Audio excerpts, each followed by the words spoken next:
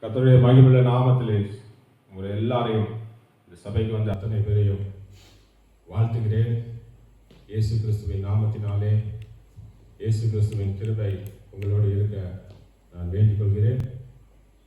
இந்த நேரத்திலும் கர்த்தருடைய வார்த்தையை இந்த சபையிலே சமூகத்திலே பகிர்ந்து கொள்ள எனக்கு இந்த நல்ல வாய்ப்பை கொடுத்த சபையாருக்கு நன்றி.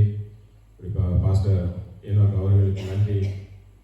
எனக்கு அதிகமாக எனக்கு உதவி செய்த ஒரு நல்ல பாஸ்டர், அவர் எனக்கு சகோதரர் மாதிரி ஒரு நல்ல சகோதரரை எனக்கு கொடுக்க கர்த்தருக்கு நன்றி செலுத்துகிறேன். அருமையான ஆராதனை, பாஸ்டரை முன்னின்று இந்த ஆராதனை ஏறெடுத்தார்.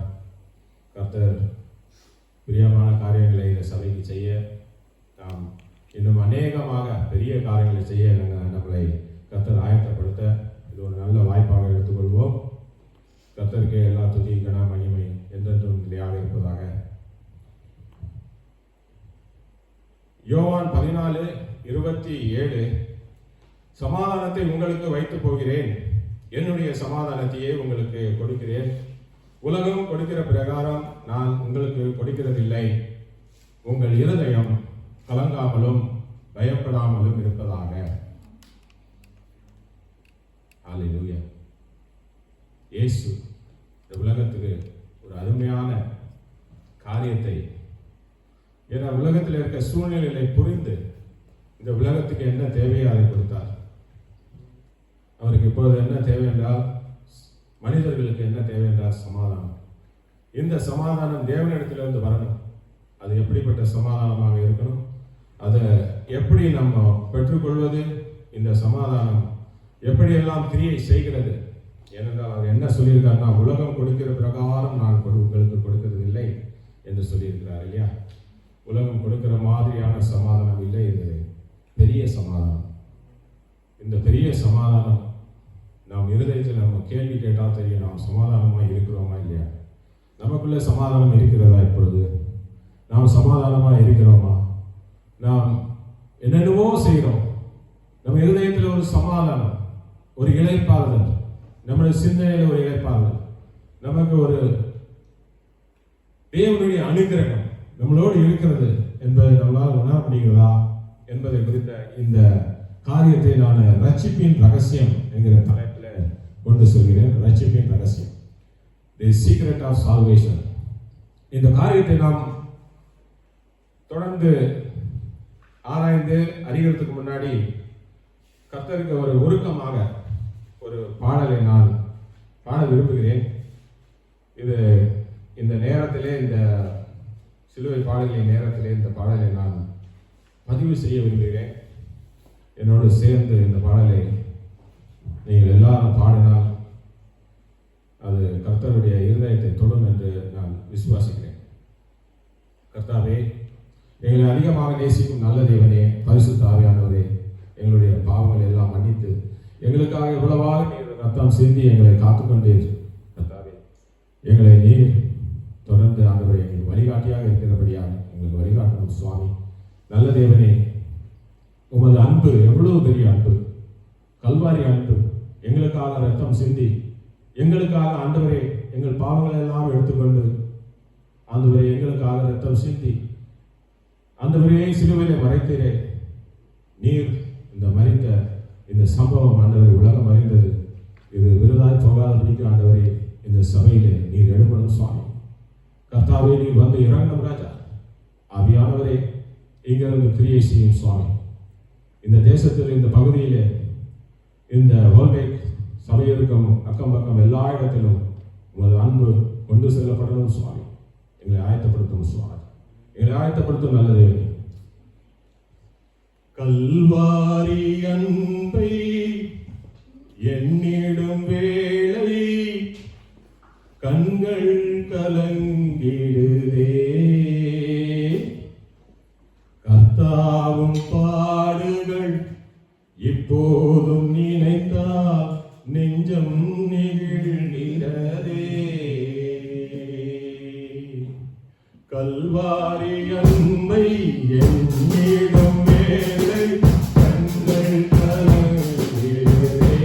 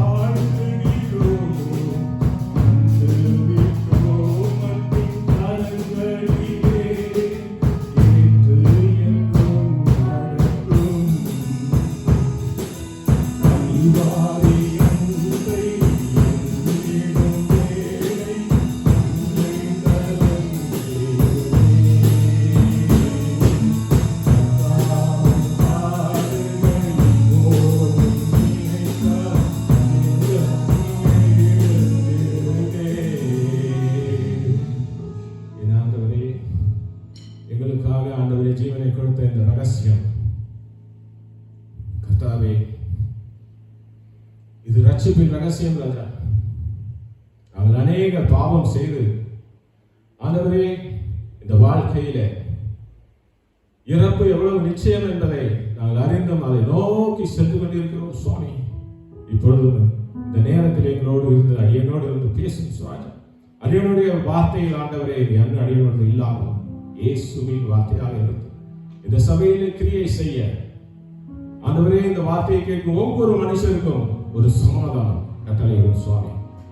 இருதயத்திலே சமாதானத்தை கட்டளையிடும் ராஜா.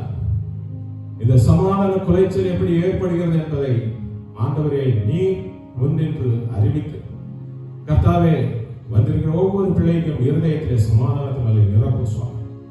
வராத பிள்ளைகளுக்கும் ஆண்டவரே இதை கொண்டு செல்லும் ராஜா. ஆண்டவரே, இந்த சபைக்கு வராத பிள்ளைகளை நீ கண்டிப்பாக அறிந்திருக்கிறீர் கர்த்தாவே. அவர்களுக்கும் சமாதானத்தை கட்டளையிடும் சுவாமி. நீர் உலகம் கொடுக்கிற பிரகாரமாக அல்ல, நீர் விசேஷித்த சமாதானத்தை கொடுக்கிறீர். அப்படிப்பட்ட சமாதானத்துக்காக இந்த நேரத்தில் ஜெபித்து உமது வார்த்தையை ஆண்டவரே நீர் அடியன் மூலமாக பேசும் ராஜா. அடியன் உமது இரத்தத்தினாலே மூடி ஆண்டவரே, உமது பரிசுத்த வல்லமையிலே இந்த வார்த்தைகளை கொண்டு செல்லும் நல்ல ராஜாவையும் கர்த்தராகிய இயேசு கிறிஸ்துவின் நாமத்தில் நான் ஜெபிக்கிறேன். ஆமென், ஆமென், ஆமென். பாருங்க, எவ்வளவு பெரிய சத்தியம் இது. இயேசு ஒரு மனுஷர், அவர் நமக்காக மரித்தார், அவர் சிலுவையிலே ரத்தம் சிந்தினார். இது உங்களால எந்த அளவுக்கு ஏற்றுக்கொள்ள முடிகிறதோ இல்லையோ, நான் எப்பொழுதும் எந்த ஒரு மெசேஜ் சொன்னாலும் என்னுடைய வாழ்க்கையில் நடந்ததை நான் சொல்வேன். அது எனக்கு அதிகாரம் இருக்கிறது. அப்படிப்பட்ட ஒரு சத்தியத்தை நான் இங்கே சொல்ல விரும்புகிறேன். என் தகப்பனார் ஒரு ஊழியக்காரனாக இருந்தார். கொஞ்ச காலத்துக்கு அவர் தனிமையில் இருக்கும்போது அவருக்கு வேகம் பிடித்திருந்தது. அவர் வெள்ளை வெள்ளை சட்டையை போட்டு வெள்ளை வேட்டி கட்டி ஊரெல்லாம் பிரசங்கம் செய்து கடைசியில் வேற ஒரு ஊழியக்காரனோட சண்டை வந்து அவர் ஊழியத்தை வெறுத்து விட்டார். அவர் ஊழியத்தை வெறுத்த பின்னாலும் அவருக்கு ஒரு தெளிவு என்னவென்றால், இந்த வேத வசனத்தில் உள்ள வார்த்தைகள் தமிழில் இருக்கிறது இல்லையா, அதை நல்லா புரிந்து கொண்டு அந்த தமிழிலே நல்லா வழக்காடுவார். நீங்கள் என்ன இப்படி செய்கிறீர்கள் அப்படி செய்கிறீர்கள் என்று போலீஸுக்கு லெட்டர் போடுவார், அங்கே கம்ப்ளைண்ட் செய்வார். ஒரு சமாதான குலைச்சலை உண்டாகி கொண்டிருந்தார். ஒரு காலத்தில் என்ன ஆச்சுன்னா, அவர் தாறுமாறாக அவர் யோசிக்க ஆரம்பித்து தான் கட்டிய அந்த வீட்டில் மேலே இருந்த சிலுவையை எடுத்து போட்டு விட்டார்னு பக்கத்து வீட்டில் எல்லாரும் சொன்னாங்க. அதாவது நான் வெளிநாட்டில் வேலை செய்யறதுனால அவர் கூட ஐக்கியமாக இருக்க முடியாது, அவர் எங்க கூட வரமாட்டார், அப்படி ஒரு சூழ்நிலை. ஆனால் என் தகப்பனாருக்கு 9 பிள்ளைகள், 9ல் 2 ஆண் பிள்ளைகள் இறந்து விட்டார்கள். அப்புறம் எல்லாம் குடும்பம் பிரிந்து அவருக்கு 2 மனைவிகள், அதில் நான் 2வது மனைவிக்கு முதல் பையன். இப்படியாக அந்த காலத்தில் எல்லாம் அந்த மாதிரி எல்லாம் இருந்தது. இந்த மாதிரி காரியங்கள் இருக்கும்போது என்னாச்சுன்னா, தேவன் நமக்கு தெரியாது. நான் தகப்பனாருன்ற முறையில் அவருக்கு பணம் கொடுப்பேன், எவ்வளோ காசுனாலும். ஏன்னா அவர் தனியாக இருக்கிறதுனால கையில் பாக்கெட்டில் காசு இருந்தாலே ஒரு தைரியம், அவர் கூட ஒரு ஆள் இருக்கிற மாதிரி இருக்கும். அதனால் எவ்வளோ காசுனாலும் கொடுப்பேன். அவர் எவ்வளோ கேட்குறாரோ கொடுப்பேன். வாகனம் வாங்கணும் பாரு கொடுத்துருவேன், செக் எழுதி கொடுத்து அது வேற விதமாக யூஸ் பண்ணுவார். கெட்டது எதுவும் செய்ய மாட்டார், அது தானும் யூஸ் பண்ண மாட்டார், யாரும் யூஸ் பண்ண மாட்டார், அக்கௌண்ட்டில் இருக்கும். ஏன்னா நான் ஒரு பொருள் வாங்கி போய் கொடுத்தாலும் அதை பயன்படுத்த மாட்டார், ஆனால் அதை வாங்கி விடுவார், அதை யாருக்காவது கொடுத்து விடுவார். அதாவது உள்ளே ஒரு ஆவி அவரை வேற வழியில திசையில கொண்டு போய் கொண்டிருந்தது. அது எனக்கு தெளிவாக தெரியவில்லை அந்த காலத்தில். அப்புறம் கர்த்தருக்குள்ள நான் 2019 தான் வந்தேன். ரட்சிக்கப்பட்டு இயேசுக்குள்ள வந்த பிறகுதான் நான் பைபிள் படிக்க ஆரம்பித்தது 2019 ஒரு 6 வருஷமா தான் படிச்சுட்டு இருக்கேன். இந்த 6 வருஷத்துல இந்த புத்தகம் இல்லைங்க, இது வாழ்க்கை வழிகாட்டி.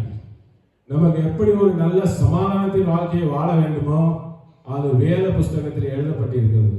இது சாதாரண புஸ்தகம் கிடையாது, இது வார்த்தைகள் எல்லாம் இல்லை, இது வெறும் வார்த்தையிலே வாழ்க்கை. வார்த்தையும் வாழ்க்கையும் சேர்ந்தது தான் இந்த வேத புத்தகம். இதை வாங்கி படிக்க என்ன ஆச்சுன்னா, எங்களுக்குள்ள எந்த ஒரு பிரச்சனை வந்தாலும் எந்த ஒரு காரியத்தை எடுத்து செய்யினாலும் பைபிளை ஓப்பன் பண்ணி பார்க்கும்போது அதில் ஒரு சரியான வசனம் வரும். அது எங்களுக்கு தேவனையே பேசுகிற மாதிரி தோணும். அது இந்த மாதிரி நிறைய காரியங்கள் இருக்கு. நம்ம இதை பற்றி பேசணும்னா நிறைய பேசலாம் பைபிளை பற்றி. ஆனால் இன்னைக்கு நமக்கு இருக்கிற இந்த ஏரியா ஆஃப் டிஸ்கஷன் என்னன்னா ரட்சிப்பின் ரகசியம். பாருங்க, வாழ்க்கையில் எவ்வளவோ பிரச்சனை இருக்கு. குடும்ப பிரச்சனை, வேலை பிரச்சனை, அந்த பிரச்சனை, இந்த பிரச்சனை, உடல்ல சுகம் இல்லை, நடக்க முடியல, எவ்வளவோ பிரச்சனை இருக்கு. இந்த பிரச்சனைகள் எல்லாவற்றையும் நமக்கு கூட இருந்து நமக்கு ஒவ்வொரு பிரச்சனையிலும் நம்ம தூக்கி விடுற நல்ல தேவனாக நமக்கு தேவன் இயேசு கிறிஸ்து கூட இருக்கிறார். நமக்கு எவ்வளவாக பிரச்சனை இருந்தாலும் ஆனாலும் நாம் சமாதானத்தை விட்டு செல்கிறோம். வேற இடத்துல சமாதானம் குலைந்து போகிற மாதிரி சில காரியங்கள் நடந்து போகிறது. அதனால என்ன ஆகுதுன்னா, கிறிஸ்துவர்கள் கூட இன்றைக்கு சமாதானத்தை இழந்து போகிறார்கள். புறஜாதிகள் அது வேற விஷயம். அவர்கள் இழந்து போகிறார்கள், கண்டுபிடிக்கிறார்கள், போகிறார்கள், வருகிறார்கள், அது ஏதோ செய்கிறார்கள், அவர்களுக்கு அது சமாதானமாக இருந்தாலும் நமக்கு இயேசுவை அறிந்த பின்பு கூட சமாதானம் என்பது இல்லாமல் போகிறது. இதற்கு காரணம் என்ன என்பதை குறித்து நான் வேதத்திலே ஆராய்ந்து பார்த்தேன். நான் வேதத்தை தான், எனக்கு எந்த ஒரு செய்தாலும் வேதத்தை நான் ஆராய்ந்து பார்க்கணும். எனக்கு கனவு வந்தால் கூட அது வேதத்தில் என்ன வந்திருக்கிறது தான் பார்ப்பேன். ஸோ இப்பொழுது எனக்கு சரியான வழிகாட்டியாக வேதம் இருக்கிறபடியால் நான் என் சமாதானத்தை குலைத்து போட எனக்கு விருப்பமில்லை. முதலாவது என் சமாதானம், எனக்கு என்னுடைய சமாதானம் எனக்கு தேவை. நான் சமாதானமாக இருந்தால் தான் நான் 4 பேர்கிட்ட சமாதானமாக போய் எதையும் செய்ய முடியும். அப்படிப்பட்ட காரியத்தை நான் படித்து கொண்டு இந்த வேத வசனம் மூலமாக, வேதத்தின் மூலமாக, இந்த வேதத்தின் மூலமாக நாம் சமாதானத்தை குறித்து பேசும்போது, சமாதானம் எங்கிருந்து வருகிறது என்றால் ரட்சிப்பு என்கிற ஒரு ரகசியம் இருக்கிறது. இந்த ரகசியம், இந்த ரட்சிப்புக்கு ஒரு ரூல்ஸ் இருக்கு. அந்த ரூல்ஸ் படி நம்ம அதை ஃபாலோ பண்ணும்போது கண்டிப்பாக நமக்கு சமாதானம் உண்டு. சமாதான குலைச்சல் நார்மலா எல்லாருக்குமே வரதான். இது அந்த சூழ்நிலையை நம்ம எப்படி கடந்து செல்ல போகிறோன்றது தான் அங்கதான் ரகசியம் இருக்குது. அந்த ரகசியத்தை குறித்து நாம் இப்பொழுது பார்க்க போகிறோம். சால்வேஷன்ல நீங்க கூகுள்ல போய் பார்த்தா என்ன சொல்றதுன்னா, கிறிஸ்டியானிட்டியில என்ன சொல்றாங்கன்னா, தி டெலிவரன்ஸ் அண்ட் தி ரிடெம்ப்ஷன். அதாவது ஒரு சூழ்நிலையிலிருந்து நம்ம டெலிவர் பண்ணிடணும். டெலிவர் ஆயிடுச்சுனாலே சமாதானம் வந்துடும். அந்த சூழ்நிலையில நம்ம சிக்கல்ல மாட்டிக்கொண்டா சமாதானம் இருக்காது. This is all about saving of human beings from sins and its consequences. ஒவ்வொரு பாவத்துக்கும் ஒரு விளைவுகள் இருக்கும்போது அது எப்படி இருக்கும்னா, death and separation from God. சரிங்களா? காடை விட்டு நம்ம தூர போகும்போது அப்போ நமக்கு என்ன கிடைக்குதுன்னா, நமக்கு சமாதான குலைச்சல் கண்டிப்பா உண்டு. அதுக்கப்புறம் நமக்கு வழி தெரியாம நம்ம அலையும் போது, இதற்காக தான் நமக்கு கிறிஸ்துவானவர் அவர் நம்மளுடைய ஒரு பெரிய தண்டனையிலிருந்து நம்மளை காப்பாற்ற அவர் இறங்கி விடுகிறார். உங்களுடைய பாவங்களை, உங்களுடைய சாபங்களை எல்லாம் என் மேல கொடுங்கள், இனி உங்களுடைய சாபங்கள் உங்களுக்கு கிடையாது, பாவங்கள் உங்களுக்கு கிடையாது, நான் எடுத்து செல்கிறேன் என்று சொல்லி அவர் நம்மை கிருபையினாலே ரட்சித்தார். கிருபையினாலே. அதனால்தான் எபேசியர் 2:8 படித்தால் உங்களுக்கு தெரியும், கிருபையினாலே விசுவாசத்தை கொண்டு ரட்சிக்கப்பட்டீர்கள், இது உங்களால் உண்டானதல்ல, இது தேவனுடைய ஈவு. பாருங்க, இன்றைக்கு ஊழியத்தோட அவசியம் இதுல தெரியுது. ஒரு கர்த்தருடைய ஊழியம் என்றால் அது இந்த ரோட்ல போறவங்க வரவங்க எல்லாருக்கும் தேவைப்படுது. ஆனா அவங்களுக்கு அந்த ரீச் ஆகல. அவங்களுக்கும் பிரச்சனை இருக்குது, எல்லாருக்கும் பிரச்சனை இருக்கு. கிறிஸ்தவர்கள், கிறிஸ்தவர் அல்லாதவர்கள், புறஜாதியார்கள், தேவனை அறிந்தவர்கள், தேவனை மறுதலித்தவர்கள், எல்லாருக்கும் சமாதானம் தேவையாக இருக்கிற இந்த நேரத்திலே கிருபை என்பது இயேசு கிறிஸ்துவிலிருந்து வரும்போது அங்கே ஒரு சால்வேஷன் உண்டாகிறது, ஒரு சமாதானம் உண்டாகிறது, அங்கு ஒரு விடுதலை உண்டாகிறது. அங்கே இருந்து ஒரு தீர்மானிக்கப்படுகிறது. இந்த தீர்மானத்தில் என்ன உண்டாகுதுன்னா, மனுஷன் தப்பித்துக் கொள்கிறான்.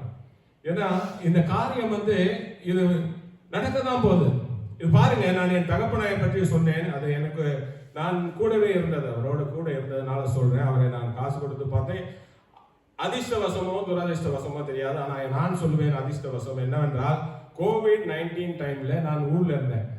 அப்போ நான் வெளிநாட்டில் இல்லை, சொந்த ஊர்ல இருந்தேன். என் தகப்பனாருடைய வீட்டுக்கும் என்னுடைய வீட்டுக்கும் கிட்டத்தட்ட ஒரு 30 கிலோமீட்டர் தான். ஆனா என் வீட்டில் கொஞ்சம் வசதியெல்லாம் இருக்கும். ஆனால் அவர் அதை விரும்புவதில்லை.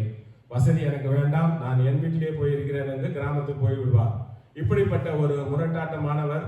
அவருக்குள்ளே என்ன இருக்கிறது எனக்கு புரியாது. எனக்கு நான் கர்த்தருக்குள்ளேயும் அப்பொழுதுதான் கொஞ்சம் தான் வந்திருக்கிறேன். நான் 1 வருஷம் தான் ஆகுது. அந்த நேரத்தில் அவரை குறித்து எனக்கு ஒரு ஆராய்ச்சி பண்ண எனக்கு வாய்ப்பே கிடைக்கல. என்ன ஆச்சுன்னா, கொஞ்சம் கொஞ்சமா அவருடைய காரியங்கள்லாம் வெளிப்பட்ட உடனே என்ன ஆச்சுன்னா, அவருடைய சில காரியங்கள் அவர் செய்தது முறை கிடையாது. முறை இல்லாமல் அவர் ஒரு துணையான வாழ்க்கையை வாழ்ந்து விட்டார். இப்படி தானே எல்லாரும் வாழ்றாங்க. ராஜாக்கள்லாம் அப்படிதான் வாழ்ந்தாங்க அந்த காலத்துல. அந்த மாதிரி ஒரு ராஜாதி ராஜா வாழ்க்கையை வாழ்ந்து கடைசியில அது அவருக்கே ஒரு குறைவாக இருந்து அதில் அந்த சூழ்நிலையை கடந்து போகும்போது அவருக்கு நாங்கள் சொல்லுகிறோம், இப்போ மனம் திருந்தணும், இந்த காரியத்தை இப்படி செய்யணும் அப்படி செய்யணும் சொல்லும் போது, ஏன்னா அவருக்கு உண்டான தன்னுடைய பிள்ளைகளை அவர் மறுதளித்து விட்டார். முதல் மாதாரத்த பிள்ளைகளை மறுதளித்து விட்டார். நாங்கள் அது ஒத்துக்கல.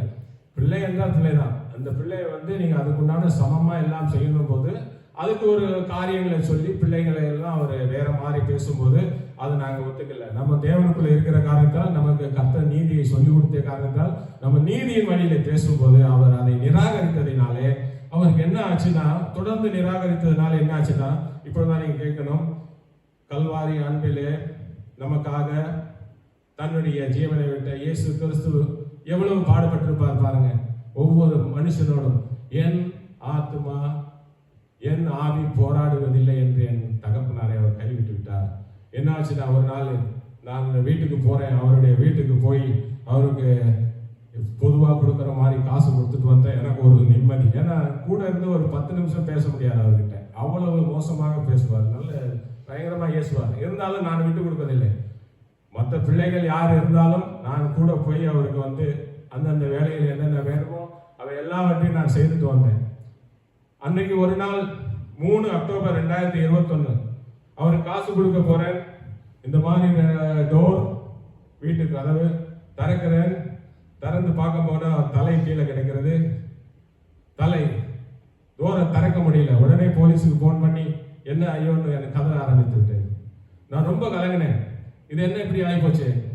நான் இப்பதான் ஊழியத்தில் அவருக்கு சொல்லிக்கிட்டே இருக்கேன் ஒவ்வொரு காரியமா. எல்லாம் தேடிக்கொண்டு வர நேரத்தில் அவர் மறுதளித்த உடனே அவர் கர்த்தருடைய இரக்கத்தை அவர் பெறாமல் போய்விட்டார். அந்த சூழ்நிலையில எனக்கு என்ன செய்யறதுனே தெரியல பாருங்க. மனுஷனுடைய வாழ்க்கை எவ்வளவுதான் தூரமாக இருந்தாலும் அந்தந்த நேரத்தில் கர்த்தர் யாரை எப்படி செய்யணுமோ அதை செய்கிறார், அதை எடுத்துக்கொள்கிறார். எனக்கு நடந்த இந்த சம்பவம் பாருங்க, என்ன நடந்ததுன்னு தெரியல. ஆனா என் தகப்பனாருக்கு நல்ல வயசு 95 வயசு, 96 வயசு. 96 வயசுல அவர் கம்பு விட மாட்டார், அப்படி இதெல்லாம் தாண்டி ஓடி விடுவார். அவருக்கு அவ்வளோ ஒரு பலம். 19 செப்டம்பர் 2021 அதாவது ஒரு 2 வாரத்துக்கு முன்னாடி அவர் போய் பார்த்துட்டு வந்தேன் வீட்டில். அவர் எனக்கு ரொம்ப, அதாவது என்னன்னா, மனுஷனுடைய புத்தி தாறுமாறாக யோசிக்கும் போது அங்கே அன்பு இல்லாமல் போய் அவர் என்ன சொன்னார்னா, எனக்கு இறைவன் இன்னும் 50 வருஷம் கூட்டி கொடுத்திருக்கா. அப்போ 50, இப்போ 96னா இப்போ 150 வயசு இவர் யார் வாழ போறாங்க பாருங்க. இப்படி எல்லாம் பேசினாருன்னா எனக்கு தெரியும் இவர் ஏதோ பேசுறாருன்னு. ஆனாலும் அவர் மறுதளிப்பை விதவிதமாக செய்துட்டு இருந்தார். அதுக்கு ஒரு டிசைனே இல்லை. இப்படியெல்லாம் சொல்லி தான் என்ன நினைத்தாரோ அதையே சாதிக்க வேண்டும் என்றார்.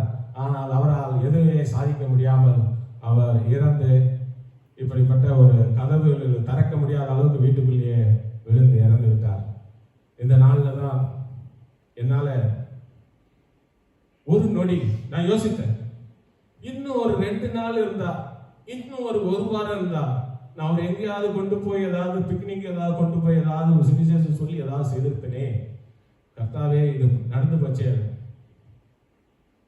சூழே மனுஷர் வாழ்க்கை உத்தரவாதமே இல்லாதவங்க. நாம் அன்பாக இருக்கணும். அந்த அன்பை விட்டுவிட்டால் யாருக்கு என்ன நடக்குமோ சொல்ல முடியாது. இன்னைக்கு பாருங்க, எல்லா நியூஸ் மீடியா எல்லாத்துலயும் தெரியும், எண்ட் டைம், அங்கே நியூக்ளியர் பாம்பு போட போறார்கள், இங்கே அது போட போறார்கள். Forget it. எண்ட் டைம் எல்லாருக்கும் உண்டு. எல்லா மனுஷனுக்கும் ஒரு நாள் எண்ட் டைம் தான். அதனால அந்த நியூக்ளியர் பாம்பு போடுவாங்க, இந்த நாடு சண்டை போடும், அங்க ராக்கெட் வரும், இங்க அது விடும். அப்பொழுது உயிர் தப்பித்துக் கொள்ளலாம், பிழைத்துக் கொள்ளலாம் என்றெல்லாம் நினைக்கவே கூடாது. நாம் இன்றைக்கு என்ன செய்கிறோமோ, தேவனுடைய சமாதானம், தேவன் எப்படி நமக்கு அவர் பிரகாரமாக கொடுக்கிறாரோ அந்த சமாதானத்தை நாம் கொண்டு செல்ல வேண்டும் என்பதை நான் அன்றைக்கே அறிந்து கொண்டேன். அதனாலதான் நான் யாருக்கிட்டையும் சண்டை போட மாட்டேன். யாராவது என்ன திட்டினாலும், ஐயோ அந்த ஆள் நாளைக்கு இருப்பாரோ இல்லையோ தெரியல, நான் இன்னைக்கு அவர்கிட்ட திருப்பி சண்டை போட்டு என் மனசை புண்படுத்த வேண்டாம் அப்படின்னு சொல்லி நைஸா போயிடுவேன். நான் யாருக்கிட்டையும் சண்டை போட விரும்ப மாட்டேன். ஏன்னா இந்த உயிர் எப்படி இருக்கு பண்ணீங்களா, அதுக்கு உத்தரவாதமே கிடையாது. எப்போ யார் உயிர் பிரியும் சொல்ல முடியாது. கர்த்தருக்குள்ள ஆழமாக இருந்து கர்த்தரை பிடித்து கொண்டு கர்த்தர் பின்னாடியே போய்கிட்டு மனுஷன் பாக்கியவான். அவனுக்கு எல்லாவற்றையும் கொடுத்து பாருங்க. இத்தனை நடந்த பின்பும் என் தேவன் அந்த ஊரிலே என்னை வைத்து அன்னைக்கு காலையில் தான் விழுந்திருக்கிறார். நான் எப்பவோ வீட்டுக்கு போயிட்டு வருவேன்.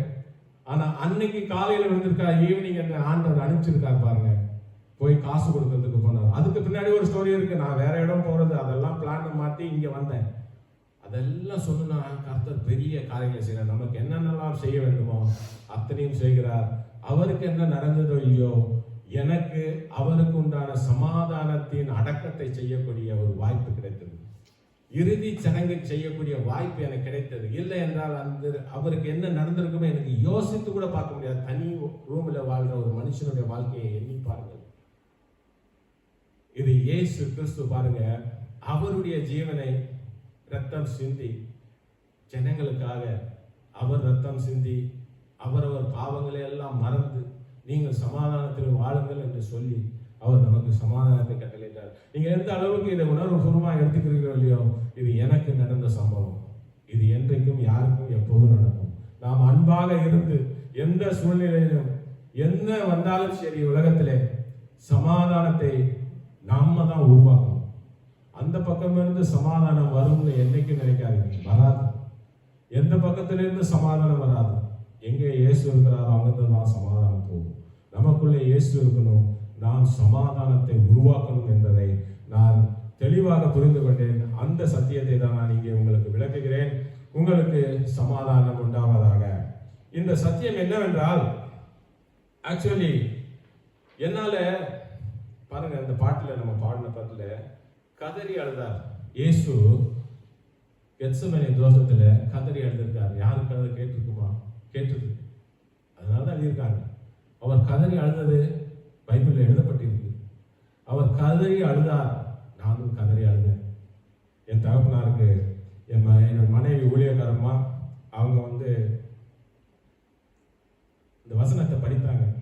2 தீமோத்தி 4:29-31 வரைய. பொதுவாக எங்கேயும் யாராவது இறந்து விட்டா இதை போய் இந்த வசனத்தை படிப்பார்கள்.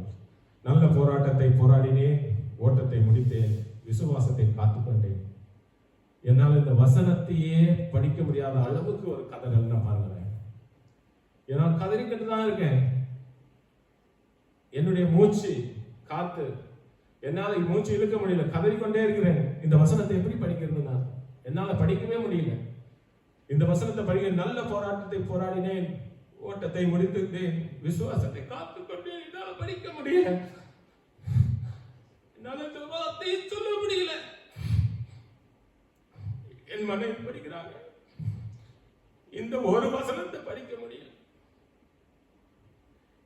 ஏனென்றால் அவர் இல்லை, மரித்து விட்டார். அந்த பாடி தான் இருக்குது. இதுக்கு மேலே என் தகப்பனாரை பார்க்க முடியாது. அவர் இறந்து விட்டார். அவர் இப்போது அடக்கம் செய்ய போகிறாங்க. அப்போ ஒரு ஜபம், என்ன பயன்? அவரை நான் பார்க்க முடியாது. இனி அவ்வளவாக அன்பு செலுத்தினவன், எவ்வளவு மோசமான மனிதனா இருந்தாலும் நான் செய்ய வேண்டிய அன்பை செலுத்தினேன். ஆனால்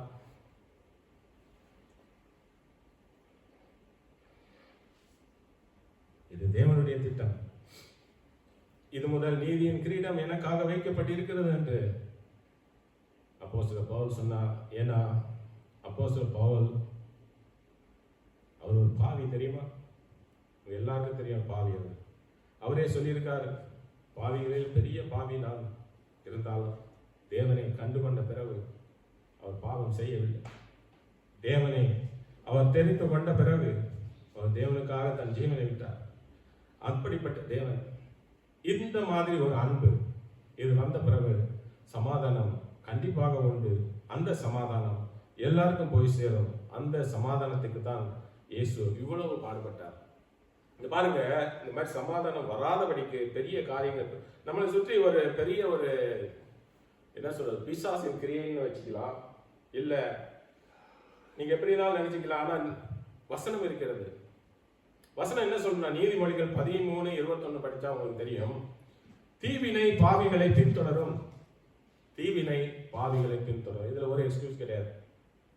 யார் தீவினை செய்கிறார்களோ அது இயேசுக்குள்ளே இருந்தாலும் சரி, இயேசுக்குள்ளே இல்லைனாலும் சரி, அது எந்த மதத்தாராக இருந்தாலும் சரி, என்ன தீவினை செய்கிறோமோ அது பாவிகளை பின்தொடர்ந்து கொண்டிருக்கிறது. நீதிமான்களுக்கோ நன்மை பலனாக வரும். ஆனால் எல்லாரும் நீதிமானா இருக்கிறது இல்லையே, பாவம் எல்லாரும் செய்கிறார்கள். இன்னைக்கு பாருங்க, எஸ்ரா 10:13 படித்தால் தெரியும், இந்த பாவம் எல்லாம் ஒரே நாள்ல நீங்கி போகாது. இந்த பாவம் எல்லாம் ஒரு நாள்ல நீங்கி போற காரியம் கிடையாது. அவர் சொல்றாரு எஸ்ரா 10:13, கட்டளைகளை மீறினார்கள், கட்டளைகளை மீறினவர்களாகிய நாங்கள் அநேகர். இது ஒரு நாள் 2 நாள் வேலை அல்ல. இந்த காரியம் எல்லாம் ஒரு நாள் 2 நாள்ல பாவம் எல்லாம் போய்விடும் நினைக்க கூடாது. இதோ வந்தா, இதோ நாங்கள் அபிஷேகம் செய்து விட்டோம், இதோ நாங்கள் ஞானஸ்தானம் எடுத்துக்கிட்டோம், பாவம் முடிந்து விட்டது. அப்படி அல்ல. எல்லா வழிகள் உண்டு. இருந்தாலும் இயேசுக்குள்ளே ஆழமாக இருந்த சமாதானத்தை நம்ம கொடுத்துக்கிட்டே இருக்கணும். ஒரு கணத்தில் அடித்தால் இன்னொரு கணத்தை நம்ம காட்டணும். அதுதான் ஆண்டவர் சொல்லியிருக்காரு. இன்னும் எவ்வளவு அடிக்க போறாங்க சொல்லுங்க? ஏனென்றால் இந்த வாழ்க்கை நிச்சயமானது அல்ல. என்றைக்கு யார் எப்பொழுது எந்த நேரம் மறைந்து விடுவார்களோ தெரியாது. எல்லாம் கத்துக்கிட்டே இருக்கு. அவர் நினைக்கிற நாள் வரை நம்ம ஓடிக்கிட்டே இருப்போம். அதுதான் என் டைம். வேற என் டைமை பத்தி யாரும் எந்த கவலையும் பட வேண்டாம். அந்த நியூக்ளியர் வருது, அது வருது, வார் அடிக்குது, பூமி அதிர்ந்து, படவே வேண்டாம். எல்லாம் அவர் கையில் இருக்கு. என் டைம் அவர் குறித்து வச்சிருக்காரு ஒவ்வொரு மனுஷனுக்கும்.